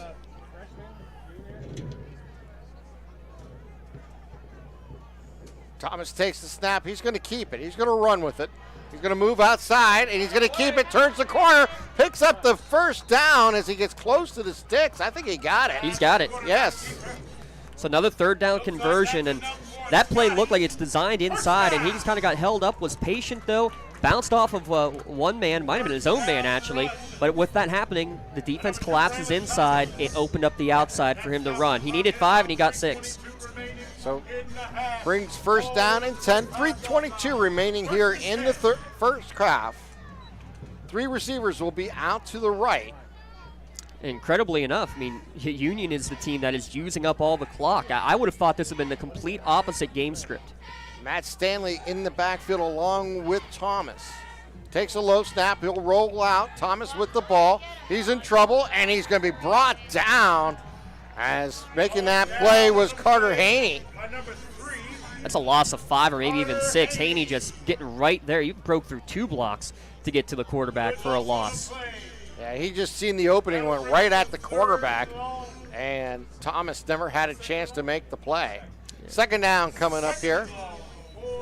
Second down and 15, let's call it. Time winding down. You can hear our PA announcer. 2:50 remaining here in this first half with an 8-7 Union lead in what has been one of the most unique first halves of football we've seen in quite some time. Dane Yonke is the wide receiver out to the right.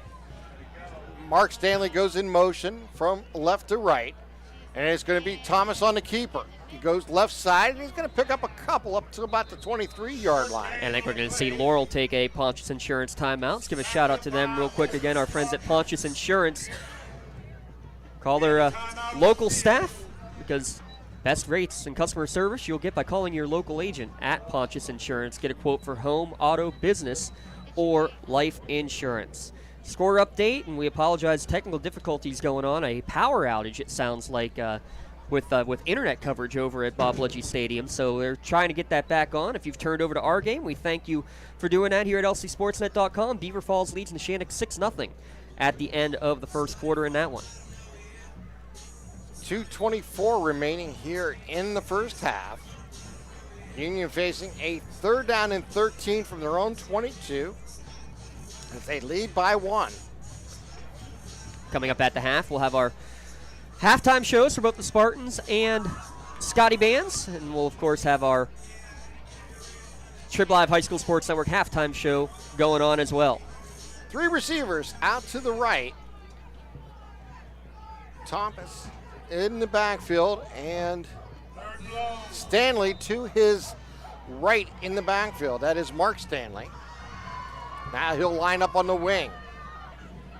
Thomas, empty backfield, takes the snap, looking left side. He's going to fire deep. Has a man open. It's Jonky, and off his hands and falls incomplete. That was a check with me at the line. Did you see that? Braylon Thomas made a little signal out there to Jonky, and Jonky had the step. It was just slightly underthrown, but it ends up going off the hands of Jonky because he got a step on Laban Barker on that far sideline right off of the snap. But the timeout from Laurel means they only have now 1 remaining as well, and they're going to get the ball back with a chance to go into 2-minute drill. Landon Smith will return this punt. He'll stand around midfield. We'll see how Laurel handles this assignment on special teams. As we've seen Thomas already keep the ball and run out of this position for a first down once before. Yeah, not quite as long, but we'll see what happens and here. you needed to get one more player in, and they were missing somebody. Coach Nee's going to have to take their final timeout, aren't they? Yes. Another Pontius timeout. So Union now out of timeouts. Again, thanks to our friends at Pontius Insurance. Want to have a quick moment, too. Make sure you stop by our friends at Joseph's Marketplace. Check out their new cafe and bakery section, or you can place a to-go order online at josephsnc.com. Follow them on Facebook for daily specials, and there are plenty of them there to take a look at as you're now looking at some of the young Union students in the student section cheering on their Scotties. They have an 8-7 lead here late in the first half. Student section battle. We'll try to get a confirmation from our social media advisor, Ms. Katie Walzer. Believe Laurel ended up with the higher vote in that. We're going to try to get some shots of both student sections and cheerleaders, and of course the marching band's coming up as well. So Braylon Thomas goes into punt formation here for the Scotties. Landon Smith deep to return, standing around his own 45-yard line. Here's the snap, and they're going to get the kick off. It's a line drive kick. It's going to bounce right around midfield, roll forward up until about the 47-yard line. It'll be first down and 10 coming up here for Laurel at their own about 47-yard line with just over 2 minutes here to play in the first half. So we'll see what Coach Cooper and the Laurel Spartans have up their sleeve here for the final 2 minutes and 8 seconds remaining here in the second quarter. Probably need about 35 yards to have a legit chance at a field goal. 2 minutes, 1 timeout to go. Plenty of time to be able to do that, and they're going to start with a under center look. Here's snap and jet sweep, and they hand it off to Bartley, and he is going to fight for yardage as he's going to continue on, never give up, crosses the 50 down to the 45, picks up a first down all the way down to the 42-yard line. Goes Bartley, amazing. Colin Bartley, a 5'5", 140-pound senior, never went down.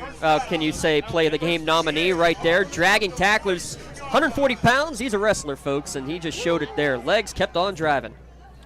Tinsman looks over to defense, and we're going to have Union step into the neutral zone, and that will cost them 5 yards. No, they're going to say it's false start against the offense. My mistake.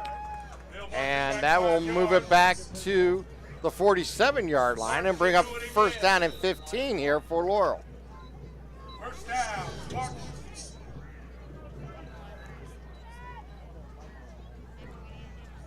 Wing to the right. Back to pass is Tinsman. He'll fire, has a man open, he'll complete it to Davis. Gets across the 40 down to the 39-yard line. Check that. That was Carter Haney on reception. His second reception. That'll bring up a second down for the Spartans. 4 receiver set. Back to pass is Tisman. This time it's Davis. Davis makes the catch, turns it upfield, and he'll be gang tackled about the 33-yard line. Gain of 5. Now he's going to be 1 yard short, it looks like, Tim. Yeah. So the clock runs under a minute to go. Still 1 timeout remaining. And it looks like a quarterback sneak coming up here by Tisman. He'll get the first down and more, crosses the 30, and he's down around the 29-yard line. And now stop the clock as they move the sticks. And First third down conversion of the night right there, Tim, for Laurel. And they're going to take a timeout here.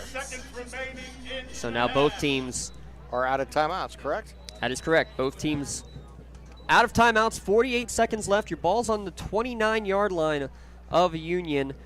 Again, you probably need another, I'd say, at least 10 yards to really give yourself a quality look for Zane Buchter as a field goal opportunity. But right now, you're not thinking about 3. You're thinking about 6 and trying to make a statement here right before the half, because it will be Union to receive this second half kickoff. So first down and 10. See what the Spartans choose to do here with 48 seconds remaining. They trail by 1, 8-7.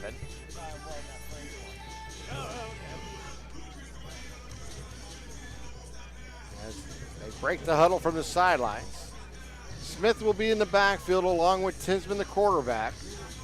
Davis will be to the left as the wideout. And I believe that's Haney outside to the right here for Laurel. Tisman takes the snap. He's looking right side for Haney. Throwing into the corner. Jump ball going to go incomplete. And now bring up second down and 10. Dane Jonke again in coverage. Now was just trying to get the advantage of some height because Carter Haney at 6'3", Dane Jonke listed at 6'1". Looked like it was a bigger difference than that, but trying to let your senior receiver go and make a play, and Jonke basically right in his hip pocket the whole way. Well, he said we thought we'd see Tinsman throw it a little bit more. Maybe I wasn't expecting this, though. He's 5 of 12. 12 passing plays, only 7 rushing plays for Laurel in this first half.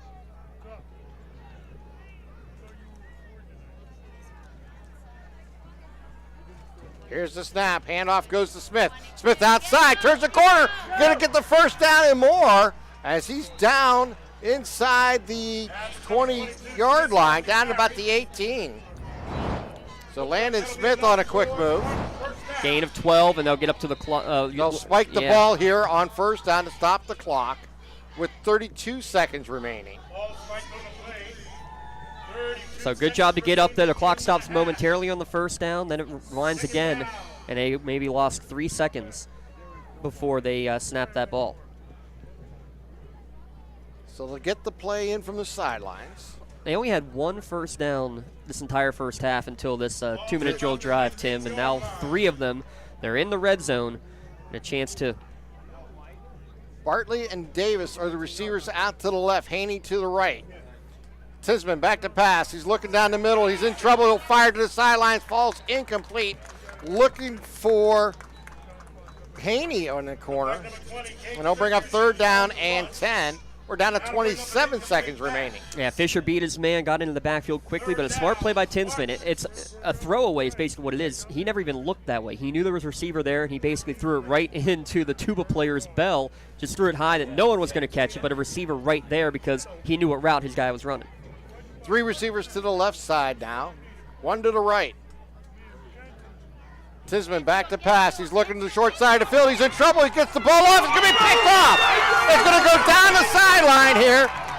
And they're going to get it down. And trying to catch who caught the ball. Was that Jonke? Yes, 21. Dane Jonke coming up with the ball. So the Union Scotties defense turns away the Spartans with 17 seconds remaining here in the first half on the Spartans' best drive of the first half. Yeah, a little bend, don't break defense. And again, pressure on the quarterback, forcing that throw to be off the mark. I'll remind everybody to stay tuned to halftime. Not only do we have the Trib Live report coming up, but we'll have the bands. And they'll just take a knee, and that will end the first half. But an interesting first half here in Union as the Scotties lead the Spartans by 1, 8-7. James, take a timeout? Let's take a timeout. We'll come back. We'll have halftime here from Union as the Spartans trail the Scotties 8-7. You're watching LCSportsNet.com, powered by LCAP.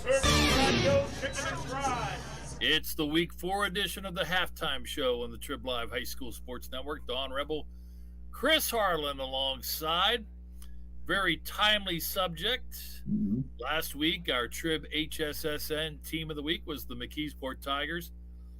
They lose Bobby Boyd early, but still a very impressive win at Laurel Highlands, 33-0. It was career victory number 700 for McKeesport High School, joining in a very elite group, the 700 Club. Only 6 other teams from the WPIAL have reached that stratosphere, and we're going to sort of talk about milestone victories here on this edition. Let me run them down, and then Chris will chime in.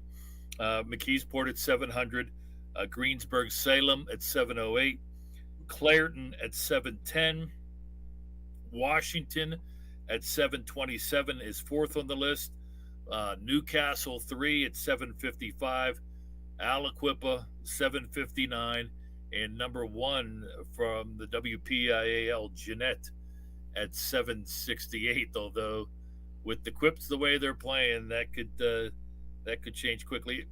Obviously, elite programs, Chris, that have had success not only here and there, but for the most part, decades at a time. Right. Not only did you have to be good, but you've had to play football for a long time. I mean, look at all these programs. They've all been playing since the early 1900s, some in the late 1800s. So 100 years or more to get to 700 wins. You got to have that consistency. You got to have that longevity. Newcastle was the first one to get to 700 back in 2012. They're now 3rd on the list. And like you mentioned, with Aliquippa, now they're only 10 behind Jeanette for the number 1 spot. The way Aliquippa's been winning in the last few years, unless Jeanette picks it up here, Aliquippa by the end of the decade, they could be that number 1 team on the list. And maybe the first to hit 800, right? Yeah, very much. From the WPIAL. And remember, nowadays it's easy to get these chunk seasons of 12, 13, 14 wins. Back in the day, you only played 9, 10 games, even with playoffs. So, those schools.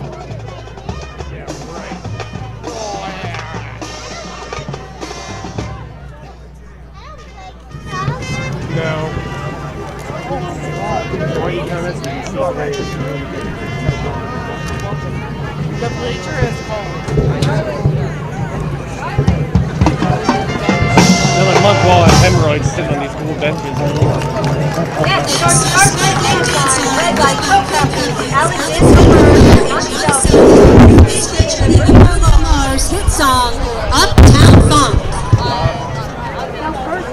Oh, that's a little 132. That is easy.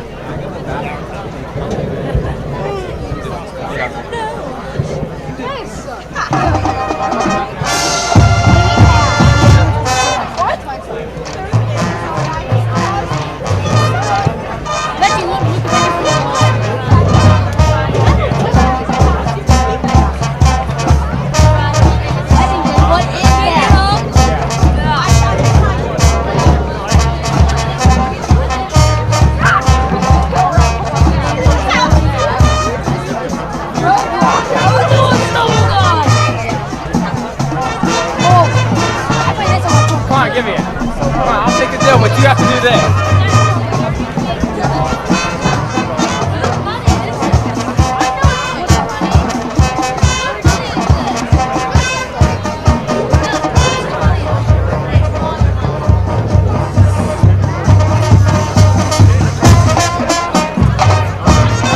Ashley, can I use the bathroom?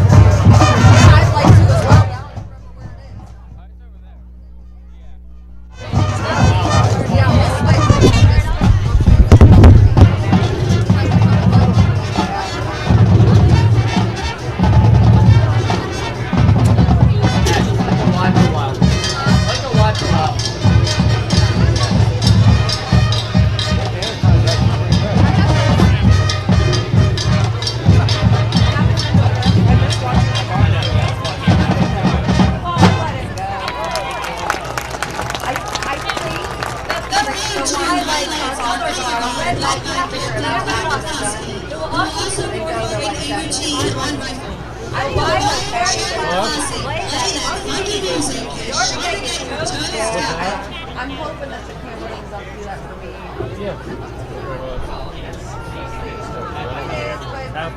Don't let Andrew see. He couldn't show up. Don't let him see. Wait, he's at a bonfire. All right, let him see.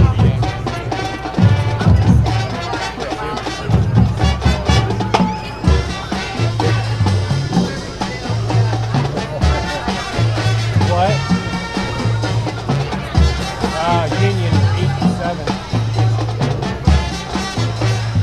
Yeah, I think it's always start. It's halftime now. Still 40 minutes left to halftime.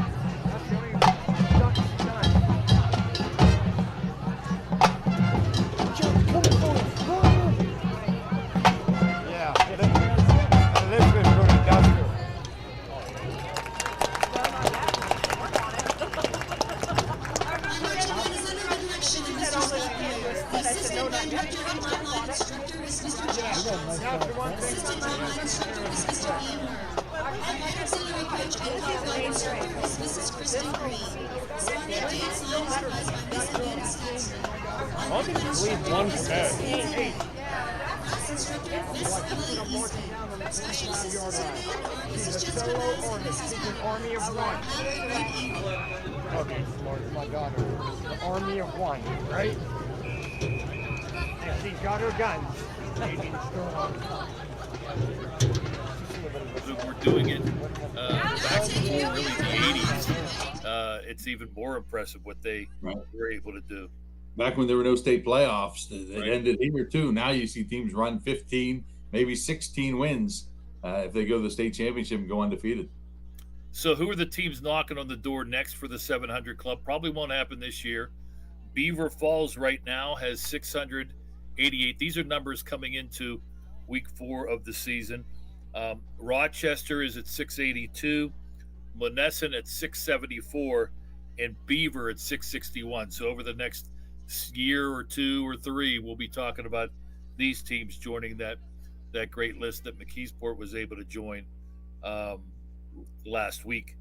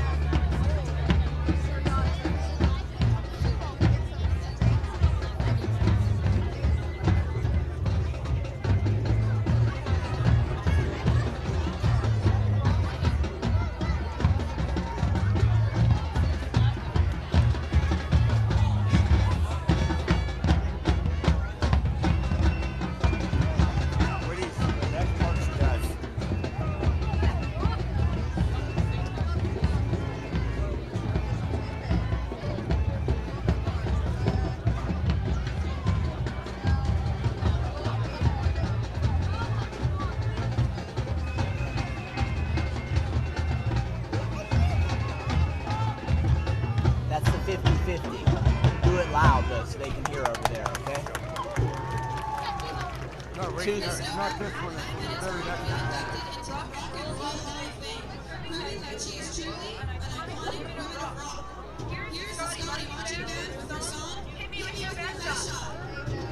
230 dollars. You want to write it on the back.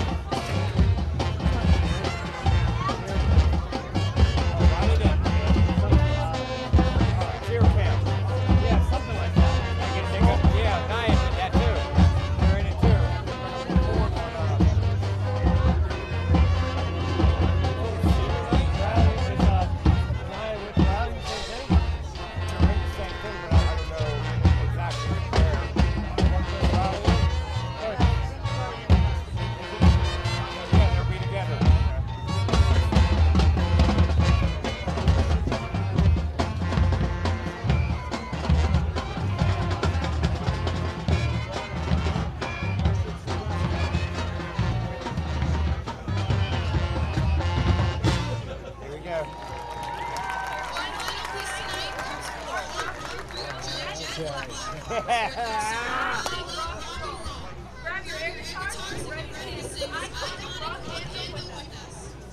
want that music to do what is that, John Hendricks? There's Jimi Hendrix.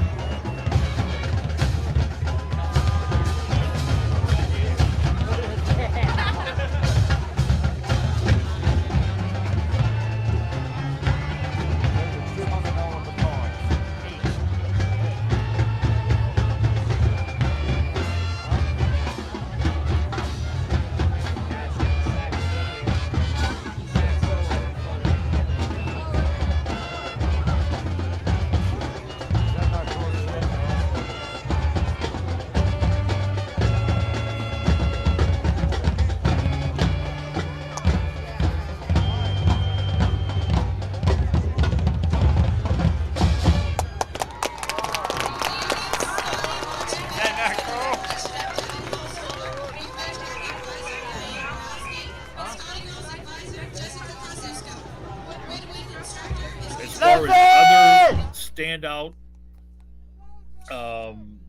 marquee victories for programs, Franklin Regional upset Gateway last week. I don't know. I didn't see too much written. That was victory number 300 for the Panthers overall. Hempfield lost in the shuffle of their 4-0 start. They are now at 301. They passed in week 2. They hit the 300 win mark. Norwin 4 shy now of 400 wins. They are at 396. Laurel Highlands tonight, they take on Latrobe. They are searching for program victory number 200. Burrell, good start at 3-1. Bucks are 4 wins away from 300 career wins. McGuffey 5 wins away from 300 career wins. West Mifflin 5 away from 300 career wins. Cornell 7 away, could happen this season, from 200 wins. And Thomas Jefferson, they are 8 away from 500 victories, 492, and a lot of that has been recent success and fallen on the lap of their current head coach. Yeah, you look at Bill Chirpak. the numbers they've been putting up in recent decades, I mean, you can almost write them down for 10 wins a year recently. And that's gotten him up to 295. Bill Cherpak on the doorstep of maybe 300, which just like the 700 club for teams, that 300 club for coaches, that's a really rare number here in the WPIAL. Yeah, Jim Render leads that. He's the only district coach with over 400 wins, correct? Yeah, Jim Render at 400. And the other guys in that list, Joe Hamilton, people remember him from his Blackhawk days, and George Novak, just over 300 also. So the one thing, I apologize for interrupting, looking at Coach Hamilton, I totally forgot that he had coached at Hempfield. Did you? Yeah. Now, the other two schools before Blackhawk were Beaver County schools, I think Midland, New Brighton. Hempfield, that's like the opposite side of the district. That's kind of like Jim Render with Uniontown, right? I mean, I think. Yeah. Or Coach Lyons with Mount Pleasant, right? Right. I mean, you get someone, they win so much at one place, they kind of become iconic to that school, and that's what you remember them as. You kind of forget some of the early days of those guys' careers. Okay, I interrupted you. Go ahead. I'm sorry. No, so that's with Cherpak now about to join that club, you know, and really, I mean, what a year if you look back. 1995 is when he was hired, and what a year that was for hiring coaches in my mind. When you realize that Thomas Jefferson had an opening, they hired Bill Cherpak. West Allegheny had an opening, they hired Bob Palco. And both of those guys have gone on to win lots and lots of games. Bob Palco is at 245. He's creeping up on that list too, getting close to the top 10 in all-time wins in WPIAL history. And for Cherpak, you know, to me, I think it's interesting with that render number of 406. If you look at what Cherpak's been doing in recent years, winning 10 games a year over the last decade, that record of Jim Render's could be in jeopardy. The only thing that could stop it would be maybe how long Bill Cherpak wants to coach, you know, because he could get there another 10 years, 12 years, keep doing what he's doing. He'd be the all-time winning coach in WPIAL history. But again, it just comes down to how long does he want to do it. I remember asking him a couple of years ago about that, and he said, there is no way I'm sticking around that long. But he continues to coach, he continues to enjoy it, and they continue to have success. So, you know, why not? Why not? Chris mentioned the top four WPI all time. Jack McCurry is number 5 on that list. He had 281 wins. Chuck Wagner, the late Chuck Wagner, 6. Pat Tarquinio, another legendary coach. He is 7th on the list.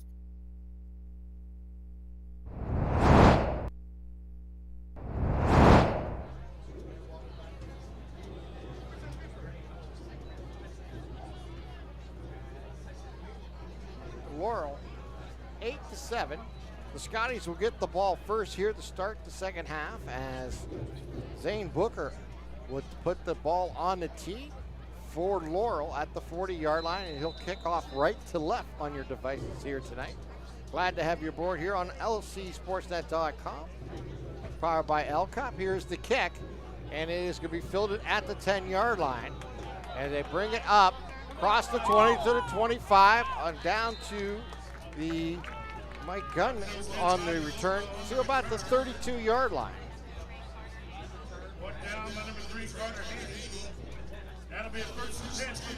I think it might have been Elijah and I mentioned it, so we'll go with that.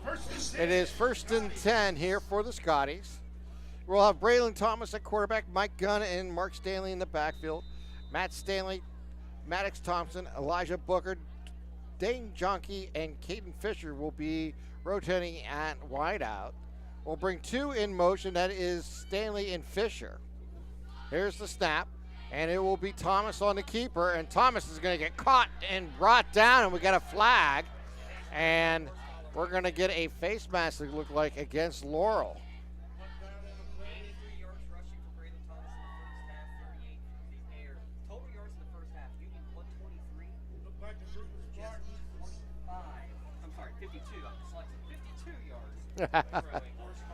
All right. There's a personal foul, and there'll be a first down on the play.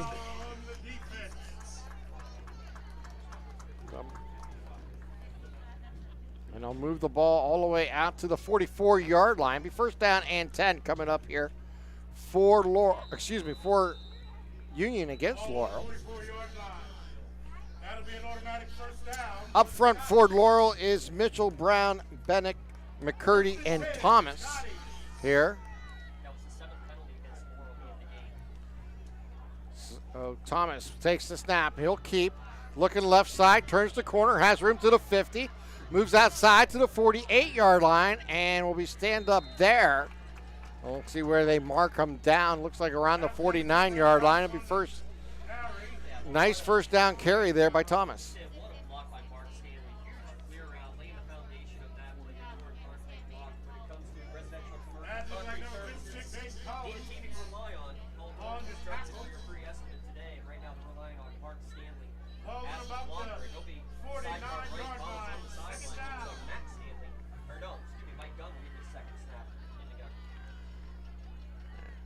Stanley taking the snap, he'll keep.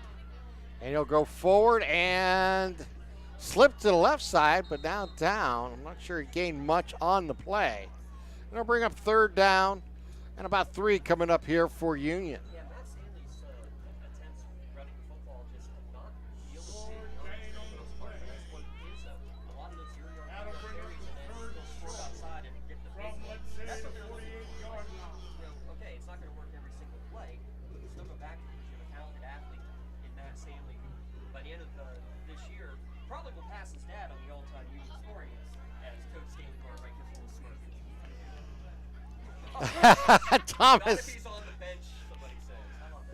Thomas takes the snap. He goes left side. He's going to turn the corner. He get to the sticks for the first down and more. And it'll be a first down run there for Braylon Thomas.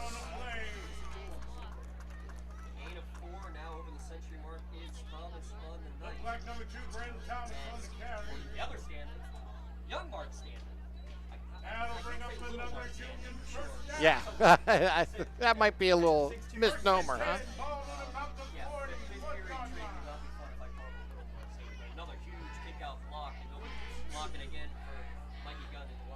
Wing on the right-hand side here for Union. And they'll go that way.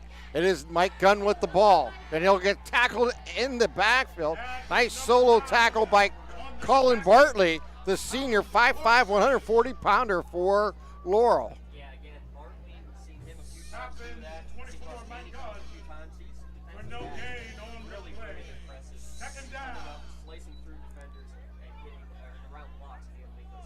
Second down and 11 coming up here for Union at the 44-yard line of Laurel.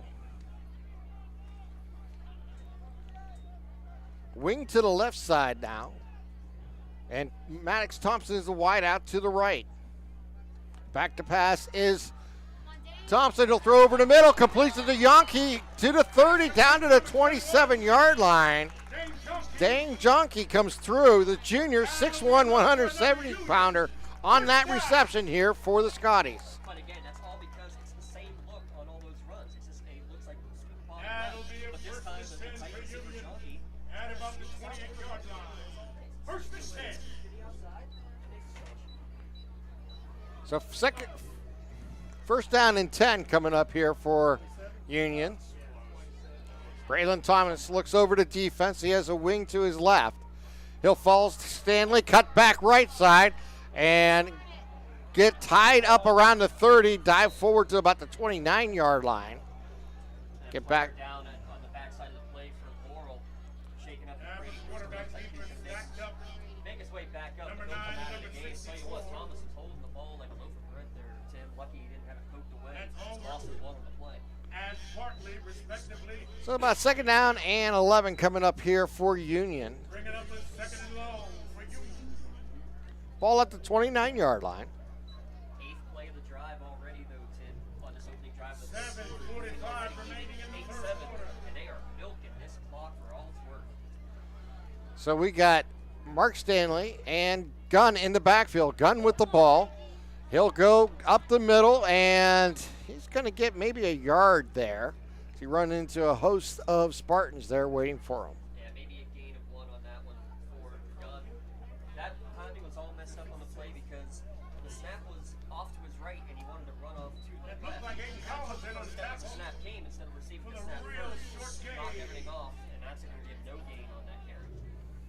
So 3rd down and 11 coming up here for Union, and it looks like Braylon Thomas will recheck in at quarterback here for Union. Yeah, 3rd and 11, you don't need to get all 11s on this play, though there's 11 on the play clock, and they're just breaking the huddle. Scotty's got to hurry. As they come to the line of scrimmage, they're down to 5, 4, 3, and they're going to take the timeout. Teams exhausted all their timeouts. And the first half, there's your first timeout. Ponch's Insurance timeout here of the second half. Big shout out to them. Our friends at Ponch's Insurance. Jason Giddings, Jessica Weiland, Dan Ponch's. Give them a call today. You get started on your home, auto, business, or life insurance book. So they'll be facing a 3rd down and 11, ball at the 29-yard line. 6 minutes, 47 seconds remaining here in the 3rd quarter. Union with the 1-point lead, 8-7. They've been moving the ball pretty much behind the quarterback, Braylon Thomas, throughout this game. He has over 100 yards rushing so far here tonight. They have been able to use some of the passing game too, James, and we've seen that on this drive where Dane Jonke came up with a big reception. Yeah, and it's because in running situation, be able to throw. That's the reason that happens. So here we go, 3rd down and 11 here for Union. Mark Stanley to the left of Thomas in the backfield. Thompson's the receiver out to the right. They're going to run Thomas to the left side. Thomas tries to get to the edge, and he's not going to get there. And a beautiful play defensively again by Haney. Writing that perfectly, sealing the edge, and making the tackle. Yeah, and again, Mark Stanley had a great block to clear it out. I think Thomas tried a little too hard. So they're in that no man's land, a little too far for a field goal. Don't really want to punt the ball away from the 33, so they'll go on 4th down and 14. Ball officially at the 31-yard line. Jonke's the receiver out to the left. He's by himself, 2 receivers to the right. Thomas looks over to defense. He brings Fisher in motion. Fake to gun, back to pass. He rolls to his right. He's looking downfield. Thomas on the move. Fires into the end zone, and it's going to be intercepted in the end zone for a touchback by Landon Smith. Yeah, big play there, Tim. The Maduro Bonner Law changing possession there on 4th down. Smith gets another interception there defensively, and that ball just kind of fluttered out of the hand wrong and had a man open in the end zone, Tim. Just got there a little late because the ball held up in the air. It's a 6-minute-plus drive, but it goes for no points. It works almost as a kind of a punt because it was an interception in the end zone. It was a touchback to the 20. So if it was incomplete, they would have actually gained another 11 yards on the play. Yeah, well, good luck having a defensive back think of that at the end of the play and be able to knock it away. No. And now a little equipment issue is something went wrong with with Smith's helmet. He's still waiting behind the play trying to get everything situated. I think with an equipment issue like that, they'll give a timeout to allow him to get off of the field and fix that helmet, but it'll be having to bring in Ben Hannon for the first time here tonight, it looks like, as impressively enough, 15 passing plays for Laurel in the first half, just 7 rushing plays. Again, not the game script that we were expecting to see. 5 of 15 for 24 yards only for Chase Tinsman. Colin Bartley, 2 rushes for 22 yards to lead the way for the Spartans. Only 53 yards of offense. So 2 receivers out to the right, 1 to the left, as Laurel will go right to left on your devices. Tinsman takes a high snap, and he's in trouble, and he's going to be sacked in the backfield. Take your pick. Yeah. I mean, Jamel Mitchell was in there. I think the big stick, though, was made by Caden Fisher, was the one who got the huge hit to start it off. George Michael was actually wrong one. Yeah, we'll figure it out. Yeah, George Michael on the left side of that offensive line. Yeah. Actually, the center, the snap just didn't quite go his way. Everything off on the timing and basically a meeting at the quarterback. 2nd down and 15 here for Laurel. Tinsman looks over to defense. He'll hand it off to Smith. Smith goes right side. He has room. He goes outside to the 20, stays on his feet to the 25, and he'll be dragged down the sideline around the 27-yard line, but a big run again by Landon Smith. Yeah, by far his best run of the night. As long as before that it had been 3 yards. That one goes for about 11, and it's going to make this a very manageable 3rd down and 4. James, I got a question I want to ask you after this next play. Just get your opinion here. Tinsman will get the play in from the sideline.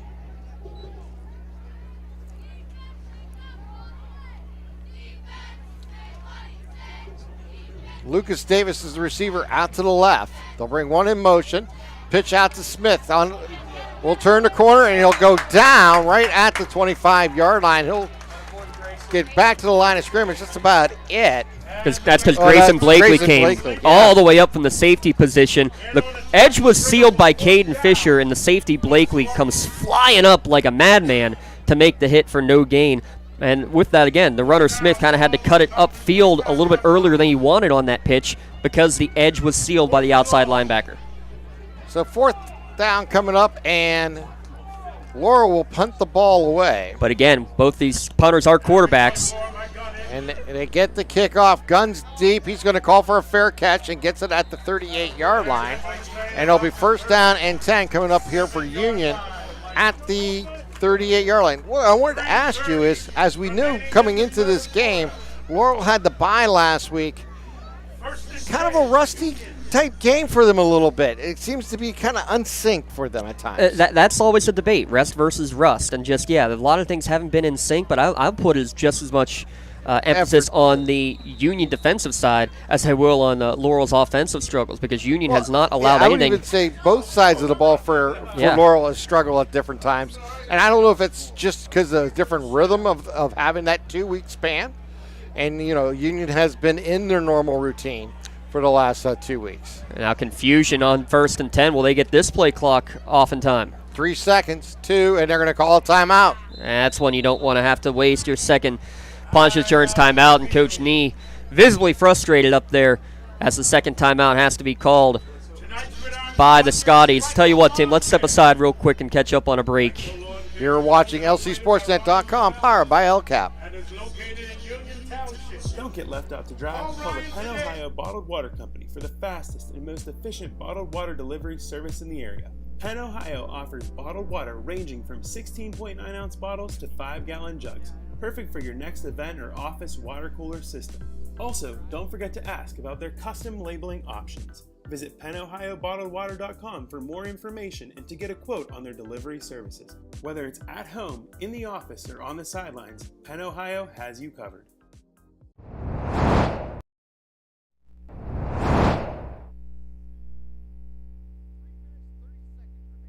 In the 3rd quarter, 1st down and 10 from the 38-yard line for Union.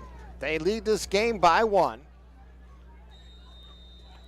One receiver left and right, wing on the left-hand side.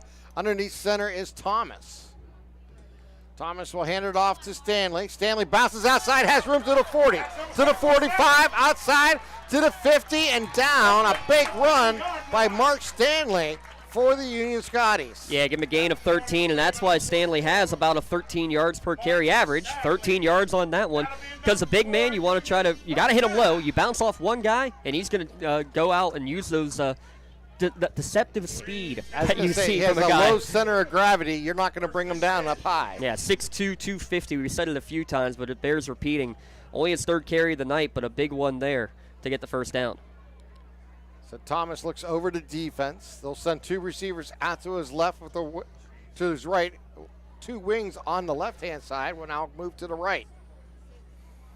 And Thomas will keep it going that right side. Turns the corner, has room, gets to the 45. Flag comes flying at the 45-yard line, and that most likely will be a holding penalty. Yeah, Maddox Thompson on the last play, Tim, did such a great job of avoiding a hole when Mark Stanley bounced it to the outside. Now to the near side, the exact same thing, but what he did, he didn't let go of the block. You saw the arm across the belly of the defender, and really it's an easy call. So it'll be a 5-yard run for Braylon Thomas, but then the 10-yard holding penalty to bounce it back.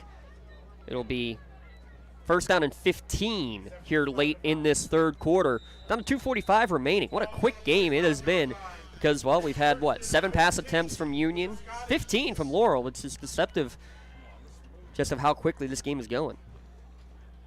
So Thomas gets the play in. Down to 12 seconds on the play clock. 3 receivers set. 2 wings on the left-hand side. Down to 5 on the play clock. Here's the snap. Thomas looking to run the ball. Goes up the middle. Gets a little gap. The ball came a little loose, but he got it back. And it'll be down at the 48-yard line. 19 carries for 105 yards. And you're right, Tim. Ball looked like it was wiggling around there just a little bit, but the key, though, he is so patient in starting that running play because that's exactly how the pass play comes out of that. And with that now that they've been burned on a couple of those little passes over the middle have Laurel, that means that the safeties and the cornerbacks are having to stay back a little bit more. It's going to give just a little bit of extra breathing room and extra running room for Thomas and Gunn and company throughout the rest of this game. Elijah Booker's the receiver in the slot on the right-hand side. 4 receivers set. They're going to run and reverse, and it's going to be that's Fisher with the ball. Fisher's going to keep it. Fisher's going to move to the left-hand side, gets to the 40-yard line, right by the sticks, and that should be a first down. Big play there by Fisher. Looked like it was going to be an end around, and then he kind of looked like he was going to throw the ball, and then decided, well, nobody's open, I'll just run it. Well, he's got 4 pass attempts on the year, lined up in the slot, got it for that reverse, but had a man in his face, didn't see anybody open right away, so he just did the smart thing. Tucked and run, knowing he'd have another down, but had space in front of him, so he gets the first down out of it as well. Great play, headsy play by your senior. Matt Stanley will be the quarterback for this play. 2 receivers out to the right, 1 to the left. Double wing to the right-hand side. They'll move the wings to the left-hand side. And it will be Stanley. Goes up the gut. He has room, and he's going to pick up about 5 on the play. And he just now goes down to the ground. He actually, there was a man on the ground, almost looked like he tried to hurdle over them and kind of just got sandwiched between 2 defenders. And it looked like, when you have 2 older brothers who are picking up the little brother in there. And, well, when you have Anthony and Mark as older brothers, I don't know, is Matt the oldest or is Mark the oldest of the 2? So it is 2 technically older brothers. That's about what it was. I'm sure he had plenty of that growing up in the Stanley household. Here we go. In shotgun formation is Thomas. Back to pass. He'll fire at the sticks and makes the completion. Goes right down the sidelines, and that cuts inside and makes a nice run. Goes, I believe, Jonke with the reception. Nice catch. Nice run after the catch there by Dane Jonke. Yeah, from the 40 down inside the 20. Again, Scotties in the red zone. Give him a gain of 22. Stayed with it as he tiptoed the sideline, broke a tackle, and got down inside the 18-yard line. So 2 receivers going out to the right. Stanley at quarterback. Wing to the right-hand side. Stanley will take it, go right side, go back inside, and gets to the 15-yard line. A nice run there by Matt Stanley, the 5'10", 180-pound senior. And that's another direct snap. 5th of the game taken by Stanley, 3 taken by Gunn. The other 25 been taken by Braylon Thomas, but we won't see anybody take a snap until we go to the 4th quarter, Tim. Yes, that we have played 3 quarters of a football game here at Union, with Union leading Laurel 8-7. You're watching LCSportsNet.com, powered by LCAP. Hey. Come on in, let's go. Yeah. Laurel teachers support all of our athletes on and off the field. All right, okay. Hey Scotty fans, it's Mrs. Ryan and Miss Felina here on behalf of the Union Area Education Association. And we want to wish all of our Scotties good luck this season. Go Scotties!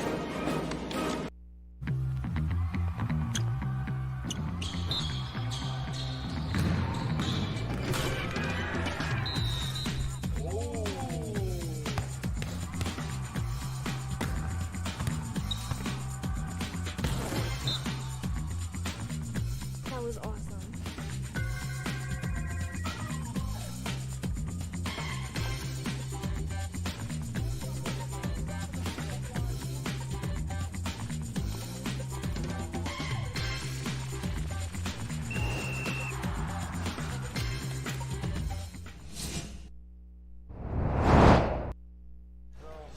12 minutes on the clock as we enter the fourth quarter as we change sides of the field.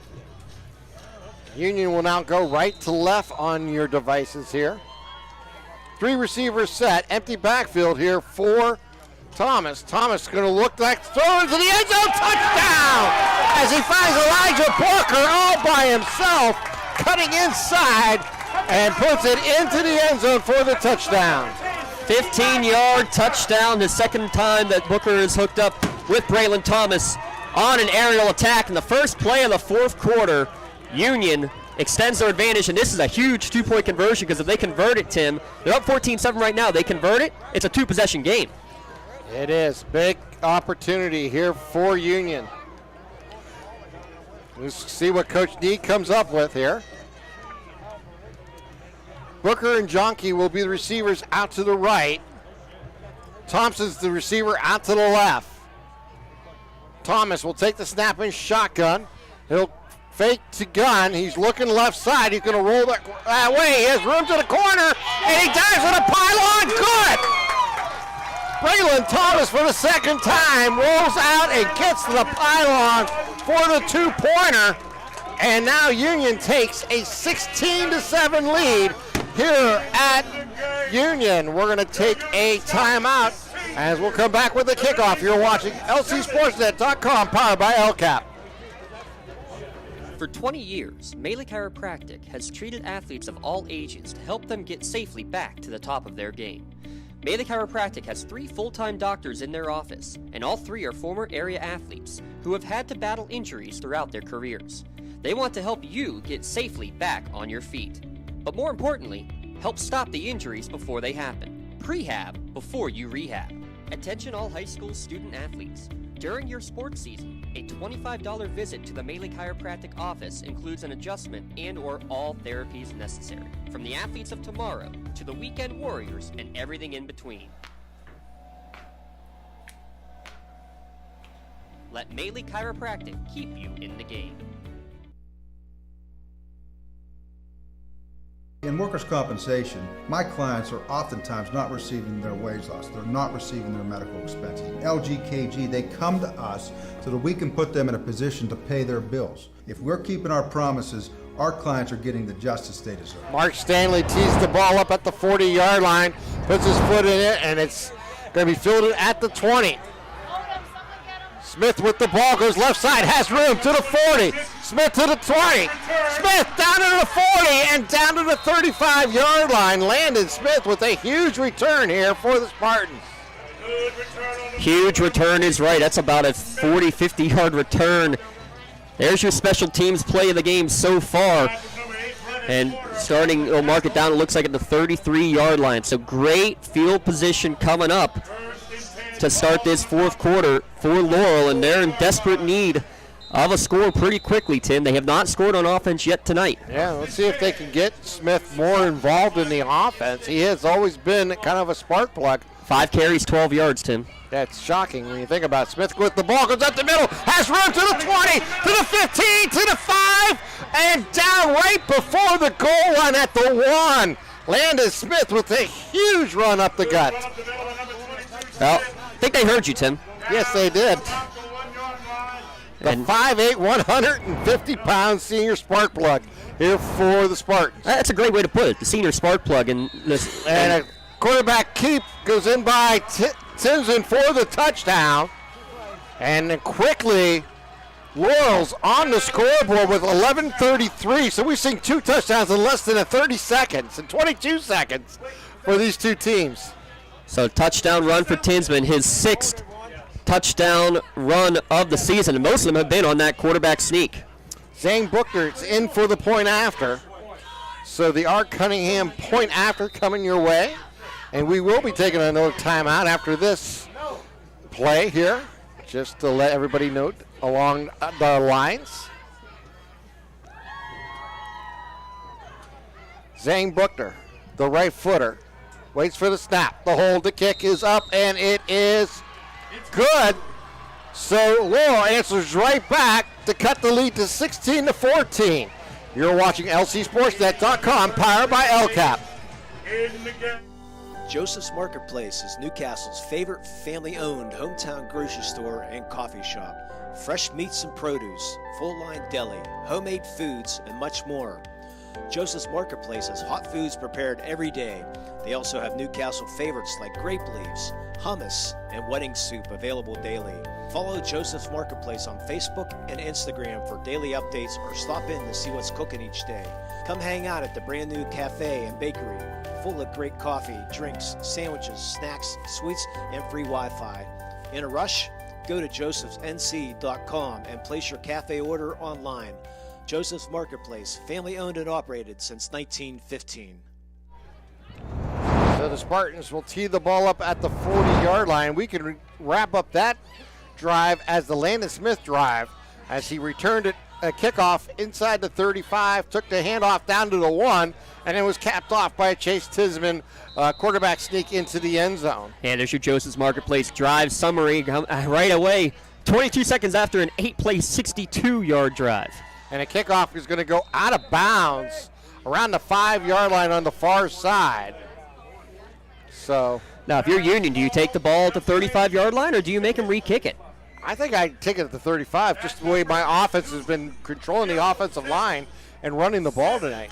Yeah, and you know what? I would say usually if I'm Union, I'm thinking the other way. I want to give my playmakers another chance, but you're exactly right. The way they have controlled this clock, I'm going to try to figure out some time possession at the end of this one, Tim. It won't be the easiest in the world, but I mean, the time possession has to be at least 2-1, I would say, in the Scotties' favor at this point. I think that would be a good estimate to put. 11:33 remaining here in the fourth quarter. Oh, they are. They're going to make them re-kick. They're going to make them re-kick, yeah. Okay, they did have the ball at the 35. I thought they were going to take it there.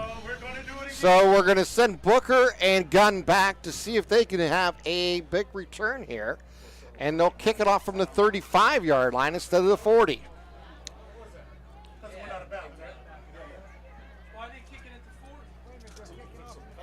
So they'll have to mark it off. Yeah, they'll have to officially mark it off. Well, that's the most unofficial mark-off I've seen an official do.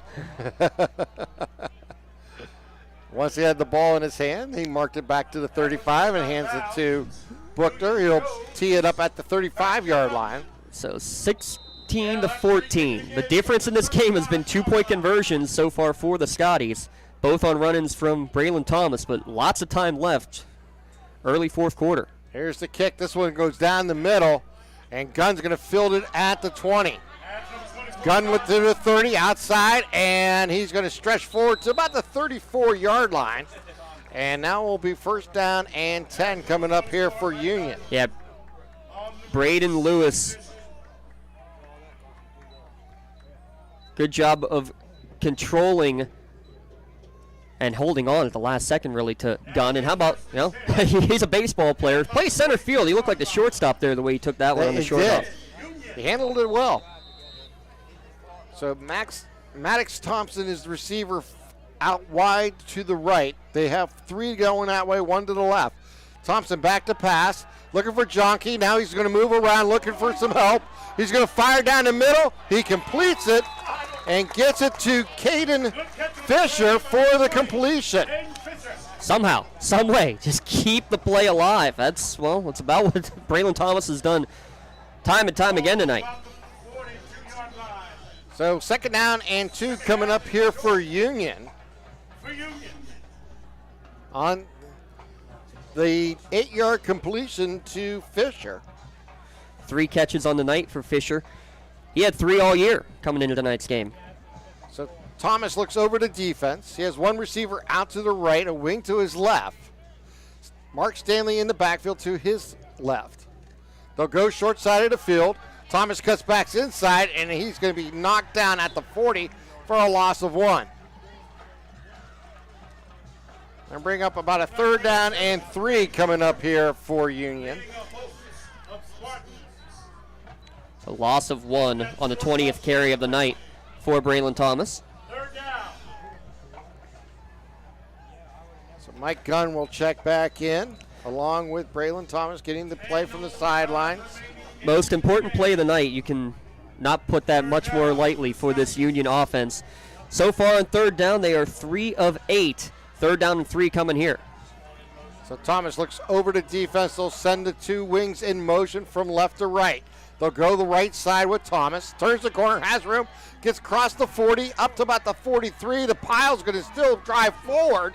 Both teams in a scrum, and it'll be down around the 44-yard line. It's going to all depend upon the spot. If it's from the far sideline, he's short. If it's from the near sideline, he might have it. I have a feeling we'll be seeing the Chang gang coming out for this one. It's going to be interesting. They're going to say first down. They're not even going to bring the chains out. He needed 3, and he got 3 1/4 inch. So the scrum run there by Union. And we're down to 9:30 on a moving clock here in the fourth quarter. Braylon Thomas will bring his team to the line of scrimmage. He'll be in shotgun. They'll send 3 receivers to the right, 1 to the left. The one to the left is Dane Jonke. Here's the snap. Thomas back to pass, looking to maybe set up a screen, going to throw it across off the hands of Braden Cooper and almost into the hands of his intended receiver, Caden Fisher. Oh, I love that play call, Tim. It's student body right, but then the tight end slips back to the left, and Cooper was beat initially, but what great closing speed to come back, make a diving effort to knock it away. Beautiful, beautiful play from the senior linebacker. Yeah, Braden Cooper's done a great job here tonight. The 6'1", 193-pound senior here for Laurel. Yeah, 4 tackles for loss on the year for Brady Cooper, but one of the biggest plays he'll make all year for Brady there is that pass deflection. Thomas looks over to defense. He's going to keep. He's going to roll out, and he'll be knocked down for no gain again by Cooper. And now when he's just trying to extend the play, take his time, look for the hole to develop.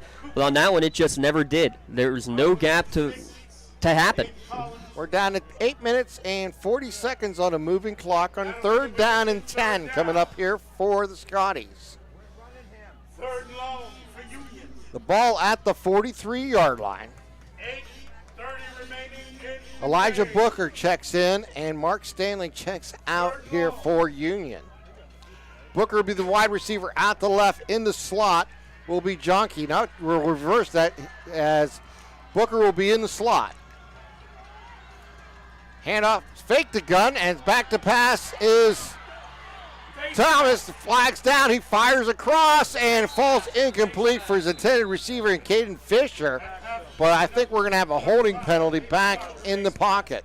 Maybe a face mask. Yeah, they're saying face mask up here in the booth. Laban Barker almost came from around the defender to make an interception. And yeah, the initial call is a face mask. 5-yard variety as it just kind of brushed off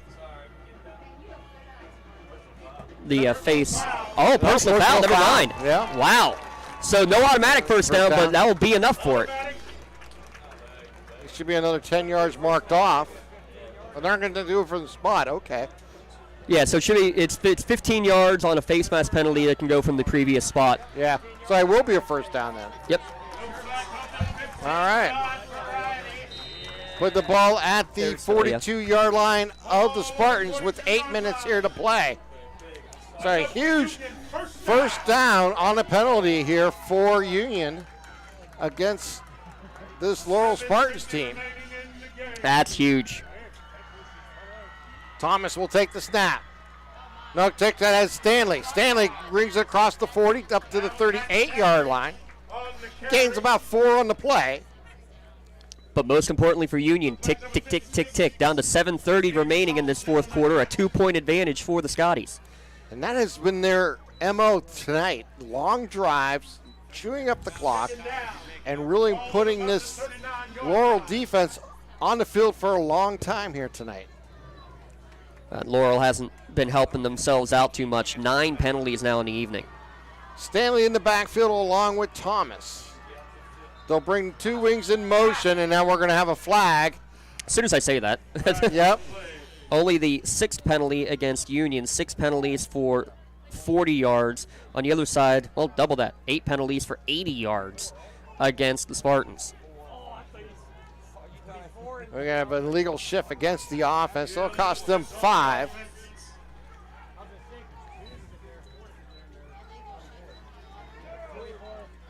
First final score of the night, 54-0 Central Valley over Newcastle.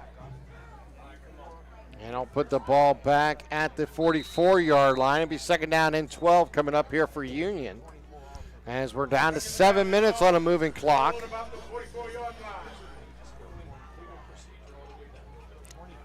Clock keeps running, doesn't it? Yes, Clock it does. keeps running on these procedure penalties. He technically could take a couple penalties in a row. Stanley's the wing on the left. Thomas looks over to defense. And we have another stoppage in play. And that's the final Pontius Insurance timeout. Going to be called by Union with 6:41 remaining, Tim. That's that could be big. Interesting, yeah. Going to be a interesting 6:44 here going down the stretch for Union, who will be out of timeouts. So this is an important timeout in many ways for them, because you've got to have a successful play coming out of timeout. You have to have everybody on the same page, and you can't have any type of silly mistakes that cost you 5 yards or 10 yards or a loss of down type scenario. So this is an important thing to go over with your offense, get everybody on the same page, call the play here, and send the guys out into the line. Serve them up, Scotties. So we'll see what they choose to do with 6:41 here to play in the fourth quarter. Beaver Falls scores again, and they're blanking the Shannock 22-0 midway through the fourth quarter. That's a surprise. Yeah, figured it would be a good battle. Yeah, I thought it would be a high-scoring battle the way Neshannock's been putting points on the board. Exactly. Wow. Wing to the right, two receivers to the right. They'll bring the wing in motion. That is Fisher. Fake the gun, back to pass is Thomas. Thomas on the move, fires on the move, jump ball, and it's caught by Barker. Thompson came through with it. Maddox Thompson, how? Both him and Elijah Booker were there in the area, and a defender, and somehow number 7 comes down with it. What a play. There's your nominee for your Maley Chiropractic play of the game. Yes. Wow. Maley Chiropractic. Seasonal allergies, how about the changes in the weather, can all affect how you feel? Can all be alleviated just with chiropractic work and an injury on the field. As Maley Chiropractic says, prehab before you rehab. As Elijah Booker, I think, just kind of came down awkwardly as he was also going up for that catch. Yeah, it was a jump ball between the two of them, and Maddox Thompson was able to come through with it, making the catch. A huge play here for the Scotties as they get the first down and move the ball all the way down to the 12-yard line. That'll be a first and 10 when we get back. 30 yards, we'll call that. Ball at about the 11.5. So what a timeout. What a play coming out of that timeout there Right. for Union. How about this? First downs in the game, Tim. Union 14, Laurel 5. Empty backfield here for Braylon Thomas. Takes the snap. It's going to be a draw. Thomas gets up the middle, gets back to the line of scrimmage, and that's about it. And right now, you're just thinking about wasting time and making sure you're keeping two hands on that clock. Still 6 minutes remaining. Union definitely needs to punch one in here to get it back to a two-possession game. If you're a Scotties fan, that's what you're looking for, but more importantly, hold on to the football. And if you're Laurel, you're doing anything to try to get that change in possession late and give your team a chance to get down the field. Already had a pretty impressive 2-minute drill late in the first half, ended up resulting in an interception as they got into the red zone late. But hey, you know they can go down the field in a hurry. Play clock down to 10. Thomas in shotgun, takes the snap, rolls left side, has room, tries to turn the corner, and it got caught there by Haney, who brought inside, and a host of Laurel Spartans were there for the tackle at the 13-yard line. So another 40 seconds. The play clock will begin. And it's 5 minutes and 15 on a moving clock here in the fourth quarter. So they're taking their time, getting this play in. Still 20 seconds on the play clock. This will be the 11th play of the drive, Tim, that began back at the 11:33 mark. We're now under 5 minutes to go. So already with 6.5 minutes off the clock on this drive. Thompson and Stanley are the receivers out to the right. Jonkey's the receiver to the left. Back to pass is Thomas. Thomas into the end zone for Jonkey on a jump ball. He got it, touchdown! Dane Jonkey jumped up and got it. The junior 6'1", 170-pounder gets the 13-yard reception from Braylon Thomas for the touchdown. Are you kidding me, Tim? He practically went over the back of the defender, almost caught it on the back of the defender. He just timed the jump right over Braden Lewis. He's got about a 5-inch advantage on him and used it to his advantage. Thomas just put it up there for Dane Jonkey to bring it in for the catch. Here's another 2-pointer attempt. Let's see what Braylon Thomas does this time. He scored the first 2 on broken plays rolling out. Thomas going to hand it off to Fisher. Fisher's looking to throw back to Thomas. He's running out of room. We'll throw across field. It's another jump ball scenario, and the ball's going to be batted out of bounds. Incomplete. And that will be no good, but it will still be a 22-14 lead here for Union. So they still have that 8-point lead.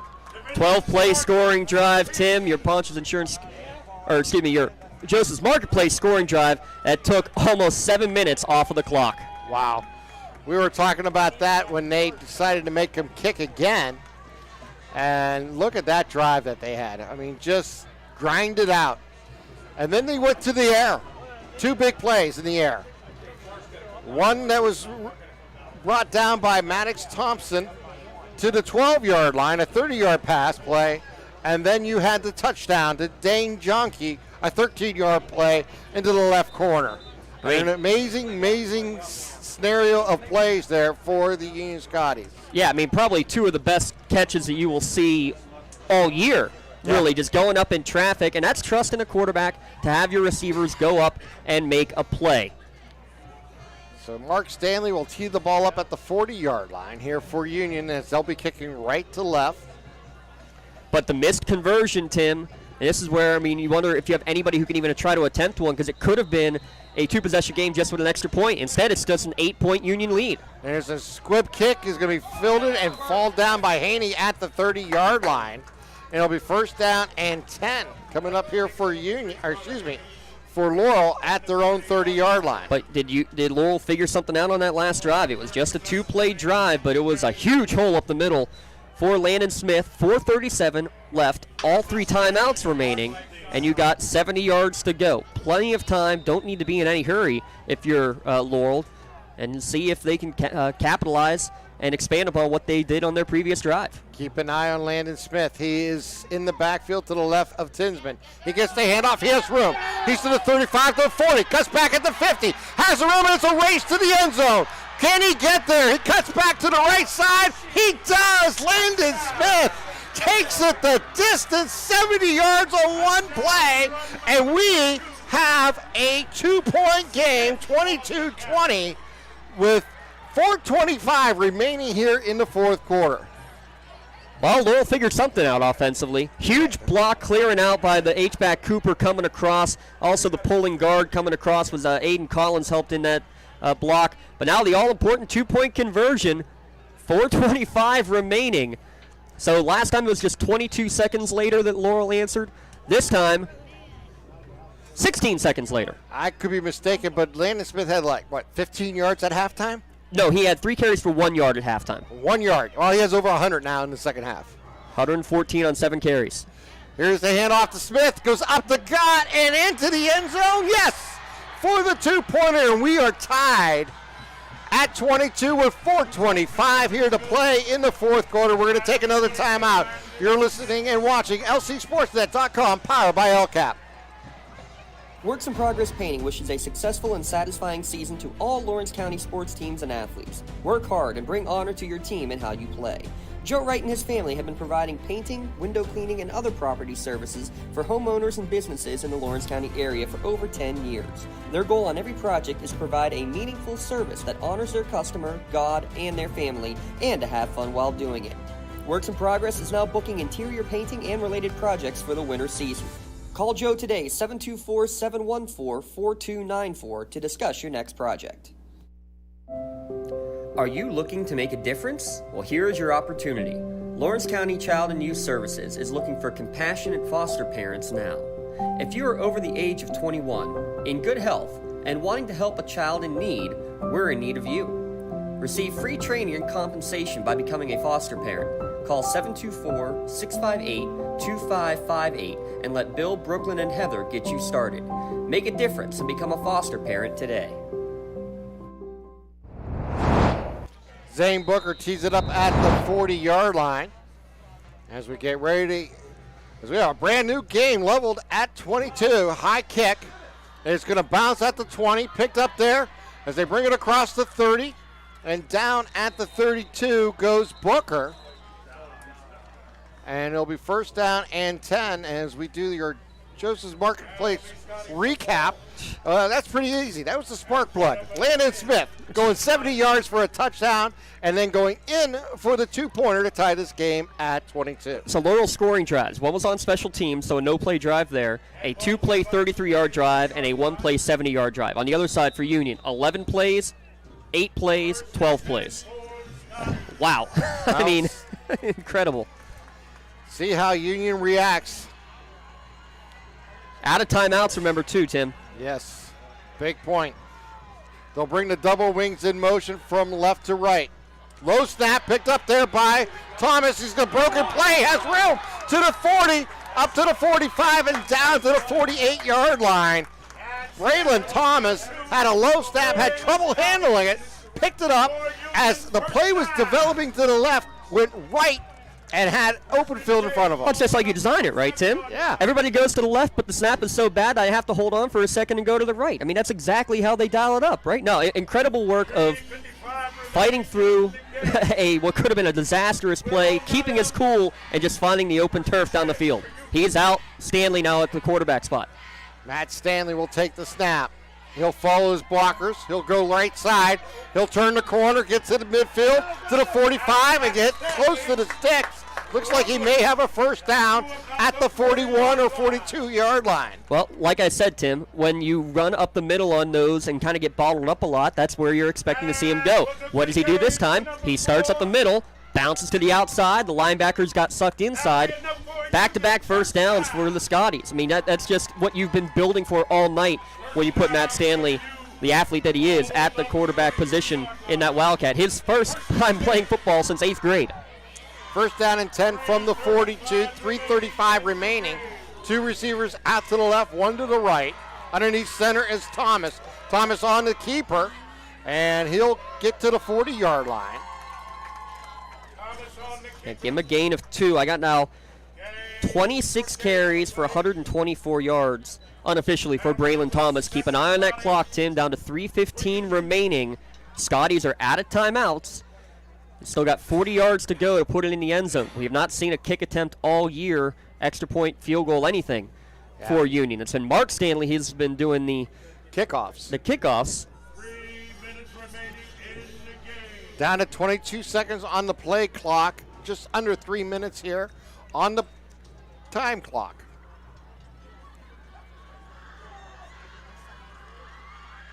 In a long shotgun is Thomas.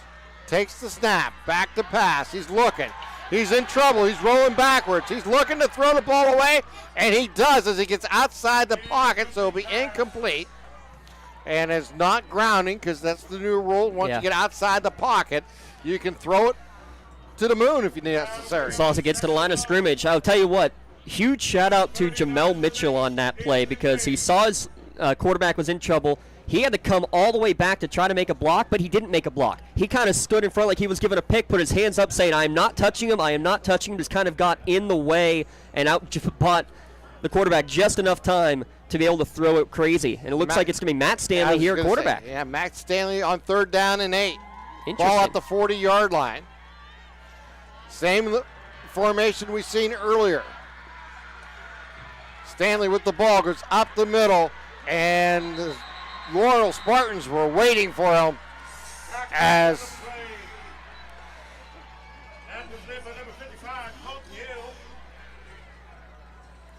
Colton Hill on the play there for the Spartans. And he'll bring up 4th down. So what do? You're out of timeouts. There's about 2 minutes left when you would snap this. at the 40-yard line. I think you almost are saying you got to go for it because Laurel has scored on each of their previous 2 plays on offense. After being stuffed for the first 3 quarters, all of a sudden something is working. Let's see how long this snap is. This could be kind of like a pooch kick here. It is your quarterback who is the punter. Let's see. It's a little longer snap than normal. He's back to pass. It looks like he's going to throw. He's looking downfield. He'll wind up and throw, and it'll be almost caught by Thompson as he's defended by 2 defensive backs, including Carter Haney. I think Haney got it just a fingernail on it to knock it away. A turnover on downs. Spartans will take over. 1:45 remaining at their own 40-yard line. Wow. So if you're the Union defense, you've given up big plays on back-to-back plays to Landon Smith. So now you're going to have to concentrate on him, but there's other opportunities for other players for Laurel also. Yeah, I wonder if thinking that if they do play action and try to go over the top. Tinsman underneath center, takes the snap, and he goes up the gut on a quarterback sneak and picks up 7, maybe 8 yards on the carry. What a nifty, creative play that is. They send the jet sweep motion over with Colin Bartley. You're focusing on him. You're focusing on Smith. There it is. You use that to your advantage. You get a 7-yard QB sneak. So Tinsman takes the snap, hands off to Smith. Smith has room. He goes to the 45, down to the 43-yard line. They're going to say his knees were down at the 44, but another first down run by Landon Smith. Yeah, he's got 8 carries for 124 yards, but most importantly, the first down. Clock stops momentarily. It's running again with 1:15 left. Again, Spartans with all 3 timeouts left. Tinsman in shotgun. Hand off to Smith. Smith has room. He goes up the middle to the 40-yard line. And now we're down under a minute here to play in the regulation. And there I think Laurel's going to take their first Pontius Insurance timeout. Coming up after the game, Tim will announce our LCAP player of the game. So many great ways LCAP improving the quality of life within Lawrence County. One of the big things going on coming up, it's the Adagio Health mobile unit going to be coming to Ben Franklin. I believe that's on Monday and Thursday next week, and we'll be down in Elwood City sometime next week as well. Check out the Lawrence County Community Action Partnership on Facebook and Twitter to get all those details. LCAP, our powering sponsor, they're changing lives. 56 seconds remaining here in the fourth quarter. We are all leveled at 22. You have a player for Laurel down. That is Colin Bartley. He looks like he's trying to stretch a quad-type injury. It is now final over at Bob Legge Stadium, 22-0. So the Shannock is shut out here tonight. Looked like the Laurel offense was going to be shut out. They were for the first 3 quarters. Their only score coming on special teams, but not anymore. Bartley comes in motion, hand off to Smith. Smith has room. Smith to the 35, to the 30, down to the 25, and a first down will stop the clock as they move the sticks for 49 seconds. Mike Gunn with the touchdown-saving tackle. Clock now runs down to 45. Tinsman takes the snap. He's going to keep. Tinsman outside to the right side, turns the corner, has room down to the 15-yard line. And out of bounds at the 13. That'll stop the clock going out of bounds with 38 seconds remaining. And it should move the chains as well.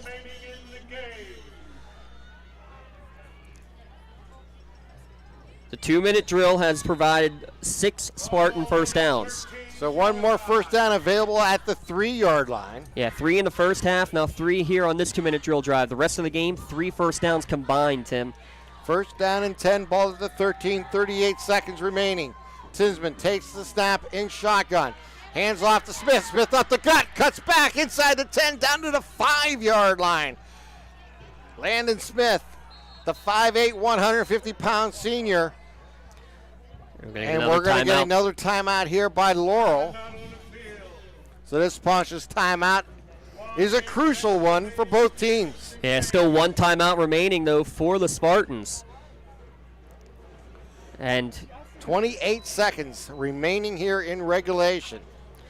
But Laurel does have an excellent kicker in Zane Faulkner if necessary. If necessary, but they're thinking about punching this in. Yeah, they're absolutely. You got to be thinking, get to the end zone.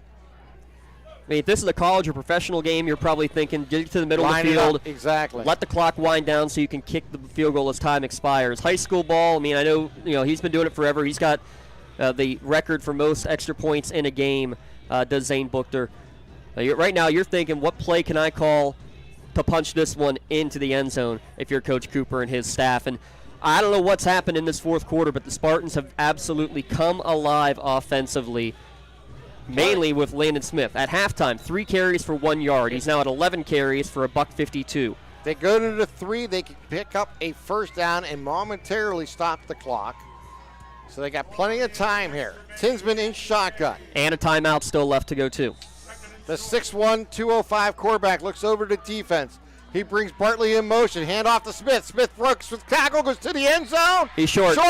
But he's going to pick up a first down at the 1 yard line. They'll stop the clock with 20 seconds here to play as they reset these sticks, and they'll probably spike the ball here. Maybe.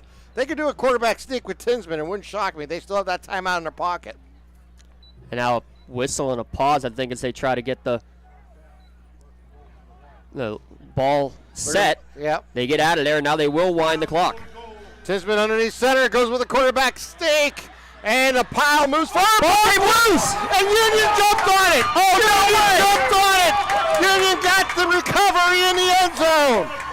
The ball was stuck as the quarterback got held up right at the beginning of the play, and in the rugby scrum, as he was getting pushed forward, not sure if he tried to reach the ball over or not, but when he did, the ball came loose into the end zone, and Union recovered.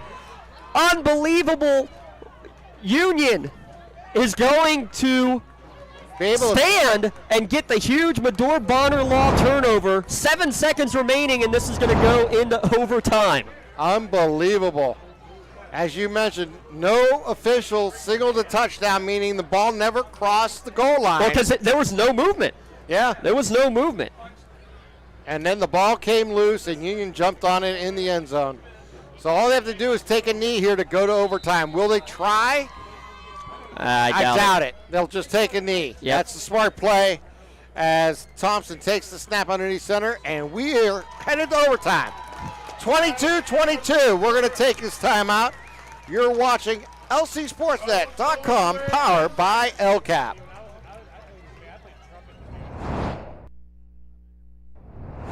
When the high school season heats up, make sure you have the best gear to support your school. Head to the Red Zone on Wilmington Road in the Shannock for all your county sporting apparel needs. From sporting goods to custom apparel to embroidery and more, the Red Zone has it all. Quality gear for all 8 schools in the County of Champions. Stop by and enter the Red Zone or visit them online at theredzonesports.com. Score big at the Red Zone. Having a safe and healthy home is not something to play games with, especially if your home was built before 1978. You may be exposed to extremely harmful lead-based paint hazards. If you're concerned about lead in your home, don't roll the dice on your family's safety. LCAP's Healthy Homes Lead Hazard Reduction Program is here to help you win the battle. Your family's health and safety is the goal. Contact the Department of Healthy Homes today. When you're looking for quality concrete services, contact the experienced professionals at Doran Concrete. Our company is family, locally owned and operated, and has been serving the community for over 30 years. Get residential or commercial concrete services for any size job. Our skilled professionals offer prompt and reliable services at an affordable price. We believe in the principles of honesty, integrity, and reliability. Get in touch with us for exceptional concrete services at prices that you can afford. As the coin toss has just been done, we're still waiting for the officials to tell us who won the toss and who's going on defense first and who's going on offense, as they'll put the ball at the 10-yard line. Laurel has won the toss, and they will defer. They will play defense first, which is the wise call, especially knowing that Union will be going for 2, whether you need to follow with a 2-point conversion yourself if the Union does score, or whether they can kick the extra point for the win, which we just talked about here during the break, Tim. You have a great kicker in Zane Buchter. I know you want to punch it in. We were talking about it right before that play. Yeah, I mean, it's a tough situation because, a field goal at that point, it's just an extra point. But also, they were on the hash. It'd be a tough angle. Can you take the snap, get to the middle of the field, and call your last timeout? I mean, it's a tough thing to try to do. When you have that line and that quarterback and what they have done all game and all year long, I mean, I don't blame them for making that decision. Not at all. I don't blame them for it. One of the safest plays in football is a quarterback sneak. Yes. And that time it just didn't work to their advantage. However, you also had a timeout in your pocket. It just did, this is a game of momentum and inches, and we've seen that on that play there. And here we go, Union in overtime. Hey, how about this? We are on the Jumbotron at Bob Ledgy Stadium right now. Excellent. Watching overtime. Welcome, joining us from Sox Russo Stadium.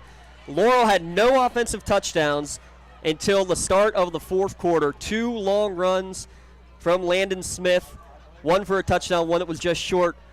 They get a 2-point conversion late, and then we're down at the 1-yard line. Quarterback sneak with less than 10 seconds to go. He was held up, fumbled into the end zone. Union recovered. Now we're in overtime. Scotties' first possession. Thomas underneath center. Hands it off to Stanley. No, that's Gunn. Excuse me. Gunn goes forward, and he's going to pick up about 2 on the play. Only the 5th carry of the game for Mike Gunn. A little interesting there. And Mike Gunn gets about 2, brings it a second down, and from around the 8-yard line. Now Gunn will check out, and Mark Stanley will check back in. 4 downs is what you get in overtime. 4 downs from the 10-yard line. Union with the first possession. So Braylon Thomas, the junior, 6'2", 180-pounder in shotgun with Mark Stanley in the backfield. Now we'll move to the wing on the right-hand side. The play will go right side. Thomas goes outside, cuts back, and going to be knocked out of bounds for no gain. So it'll be 3rd down and long coming up here for Union. Aiden Collins and Braden Lewis coming up and keeping him from being able to get to the corner. That's the key on that play.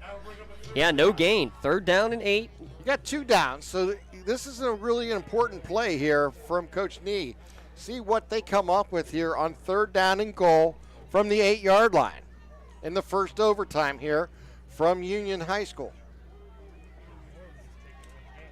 We're going to have 1 to the right, 2 to the left, actually 3 to the left now. Mark Stanley to the left of Thomas will line up as the wing. Back to pass is Thomas. He's looking. He's run trouble. He's going to go down, a sack. Oh, my. Colton Hill coming through for Laurel defense. Big sack, Dak to the 15-yard line. 4th down and goal from the 15. Union has 1 play to try to put it in the end zone.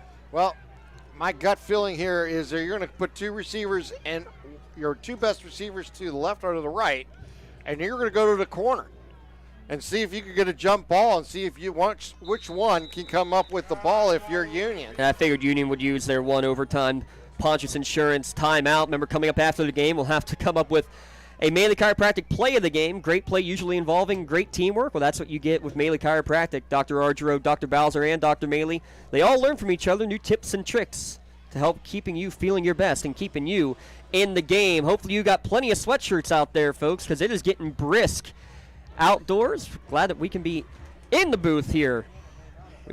Special thanks to our producer, Ashley Haltala, who just gave me the biggest death glare I've ever seen. Ashley Pistachio. How about that? Yes, Congratulations to Ashley, back with us after taking time off for her wedding. I guess that's all right. And special shout out to Lucas Stanley, as well as Denon Bowen and Kelly Cleaver running our cameras tonight, 3 Union students. Thompson and Booker, your receivers, out to the left. Guns in the backfield. Jonke's the receiver out to the right. Back to pass is Thompson. He's looking. He's going for Junk. That's Gunn. Gunn got the ball knocked away as Layden Baker comes through. Yeah, Barker, I don't know how he came around stayed with him. I love the play call, the route. It's a wheel route coming out of the backfield, rolling to the left, throw back to the right, but Barker just stayed right in step, made a great play to knock it away with the inside hand. Impressive play. Laurel stands defensively. All right. So they turn away the Union offense. Now they'll go on defense. And Laurel is just whatever type of score possible away from winning this ball game. Tinsman takes the snap, hands off to Smith. Smith is going to hit the pile, bounce outside, squigs forward, and gets inside the 5, down close to the 3-yard line. Looks like about a 7-yard pickup for Landon Smith. That's a spark plug. Yeah. He never stops turning. His feet never stop moving. He had a convoy in front of him, too, just plowing away. Maddox Thompson got him from behind, but couldn't stop Smith. So Chase Timson in shotgun. He'll keep, and he'll be caught and brought down by the 1-yard line. Matt Stanley makes the stick from the linebacker position. No gain. 3rd and goal now from just inside the 2, I'd say. Yes. 3rd down and goal. So see how they run this one. Now will they go back under center? Smith in the eye behind the quarterback. Chase Tinsman in the pistol. Score means the end of the ball game. Tinsman, high snap, hand off to Smith, and he goes forward into the end zone, touchdown! And there it is, the legs kept going. He was stuffed. He was stuffed short, Tim, and he just kept the legs driving, backpedaling really, as he pushed his pile into the end zone for the game-winning 2-yard score. Landon Smith this second half has been an amazing effort. Never gave up on his team, and his teammates never gave up on him. And he gets into the end zone on a 2-yard plunge where he was never going to give up until he got to the goal line. And you got to give up to this Laurel Spartans team who made this huge comeback here in the second half to come back to win tonight's ball game. Trailing 16-7 early 4th quarter. Their offense at that point had about 60 total yards, and that was it. But they fight through to the very end. They get the win in overtime, 28-22, a huge first win in the Big 7 Conference. All right, let's take our timeout. We'll come back and start our post-game show. You're watching LCSportsNet.com, powered by LCAP. Don't get left out to dry. Call the Penn Ohio Bottled Water Company for the fastest and most efficient bottled water delivery service in the area. Penn Ohio offers bottled water ranging from 16.9-ounce bottles to 5-gallon jugs, perfect for your next event or office water cooler system. Also, don't forget to ask about their custom labeling options. Visit PennOhioBottledWater.com for more information and to get a quote on their delivery services. Whether it's at home, in the office, or on the sidelines, Penn Ohio has you covered. For the most complete recap of Friday night's high school football action, tune in on your way home from the game to the WPIAL Scoreboard Show, only here on the Trib Live High School Sports Network. Hi, this is Don Rebel. Join me in a cast of thousands for all the scores with recaps from the top games, plus we highlight the night on the Trib Live Roundtable. That's the WPIAL Scoreboard Show after the game on Friday nights on the Trib Live High School Sports Network and at tribhssn.triblive.com. In need of a lawyer? Contact Medore Bonner Law, a boutique firm offering tailored legal services and over 120 years legal experience. County residents with strong family ties to the community, Jason Medore and Michael Bonner, established Medore Bonner Law to provide clients with legal expertise and personal attention. Guided by their professional staff, you can feel confident your rights will be protected. Call attorneys Jason Medore or Michael Bonner, or visit MedoreBonnerLaw.com for more information. Looking for a unique way to expand your business? Advertise on the Lawrence County SportsNet and be seen by thousands of viewers in the area and around the country on over 100 broadcasts each year. Visit lcsportsnet.com and click Advertise with LCSN. Wherever you're going, Axe can get you there. The bowling alley, beauty salon, and even the library. Axe can get you there safely. The grocery store, the pharmacy, and the bank, Axe can get you there comfortably. Going to work, visiting a friend, or just to relax at the park, Axe can get you there affordably. Axe is here to get you there, safely, comfortably, and affordably. Choose Axe as your driving service and give us a call to schedule a ride.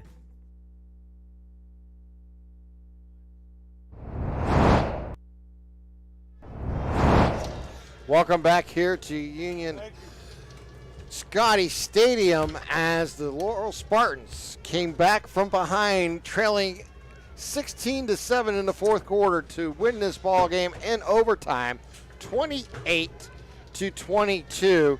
And we had a very important discussion to make during the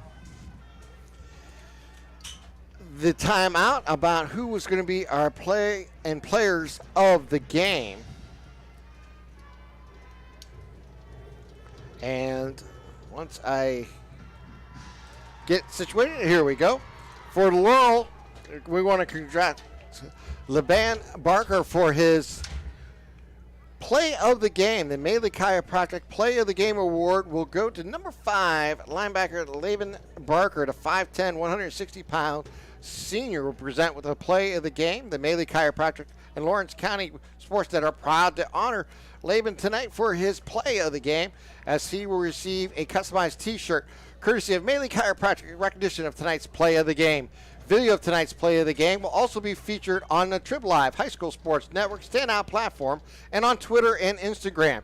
To view tonight's Maley Chiropractic play of the game and a full list of this season's top plays, go online to lcsportsnet.com and click on Play of the Game. Congratulations to LeBan Barker as he swatted away the fourth down play in the end zone, keeping the ball away from Mike Gunn, as Laurel was then able to go on offense in the first overtime and win tonight's ball game. Our LCAP Player of the Game award. Now, this was a discussion that was really hard to make, as our congratulations to Landon Smith, the spark plug, as I like to call him here, for the Laurel offense, as Landon Smith, the 5'8", 150-pound senior, is our Lawrence County Community Action Partnership Player of the Game.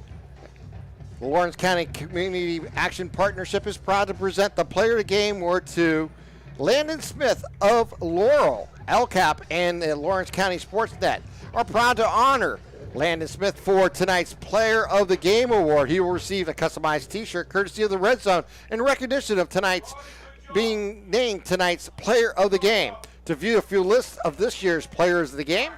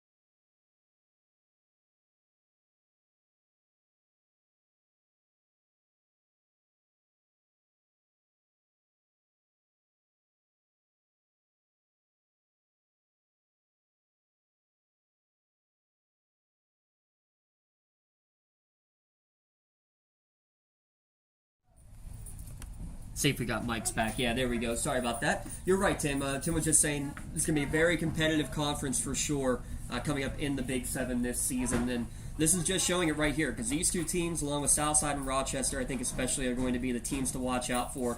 Northgate's a sneaky team. Shenango as well is, I mean, they're definitely going to have a down year, but they're a team that has a couple of great athletes as well that will be fighting in most of their games. They're young, but they're going to be a scrappy team. So 4 got to make it.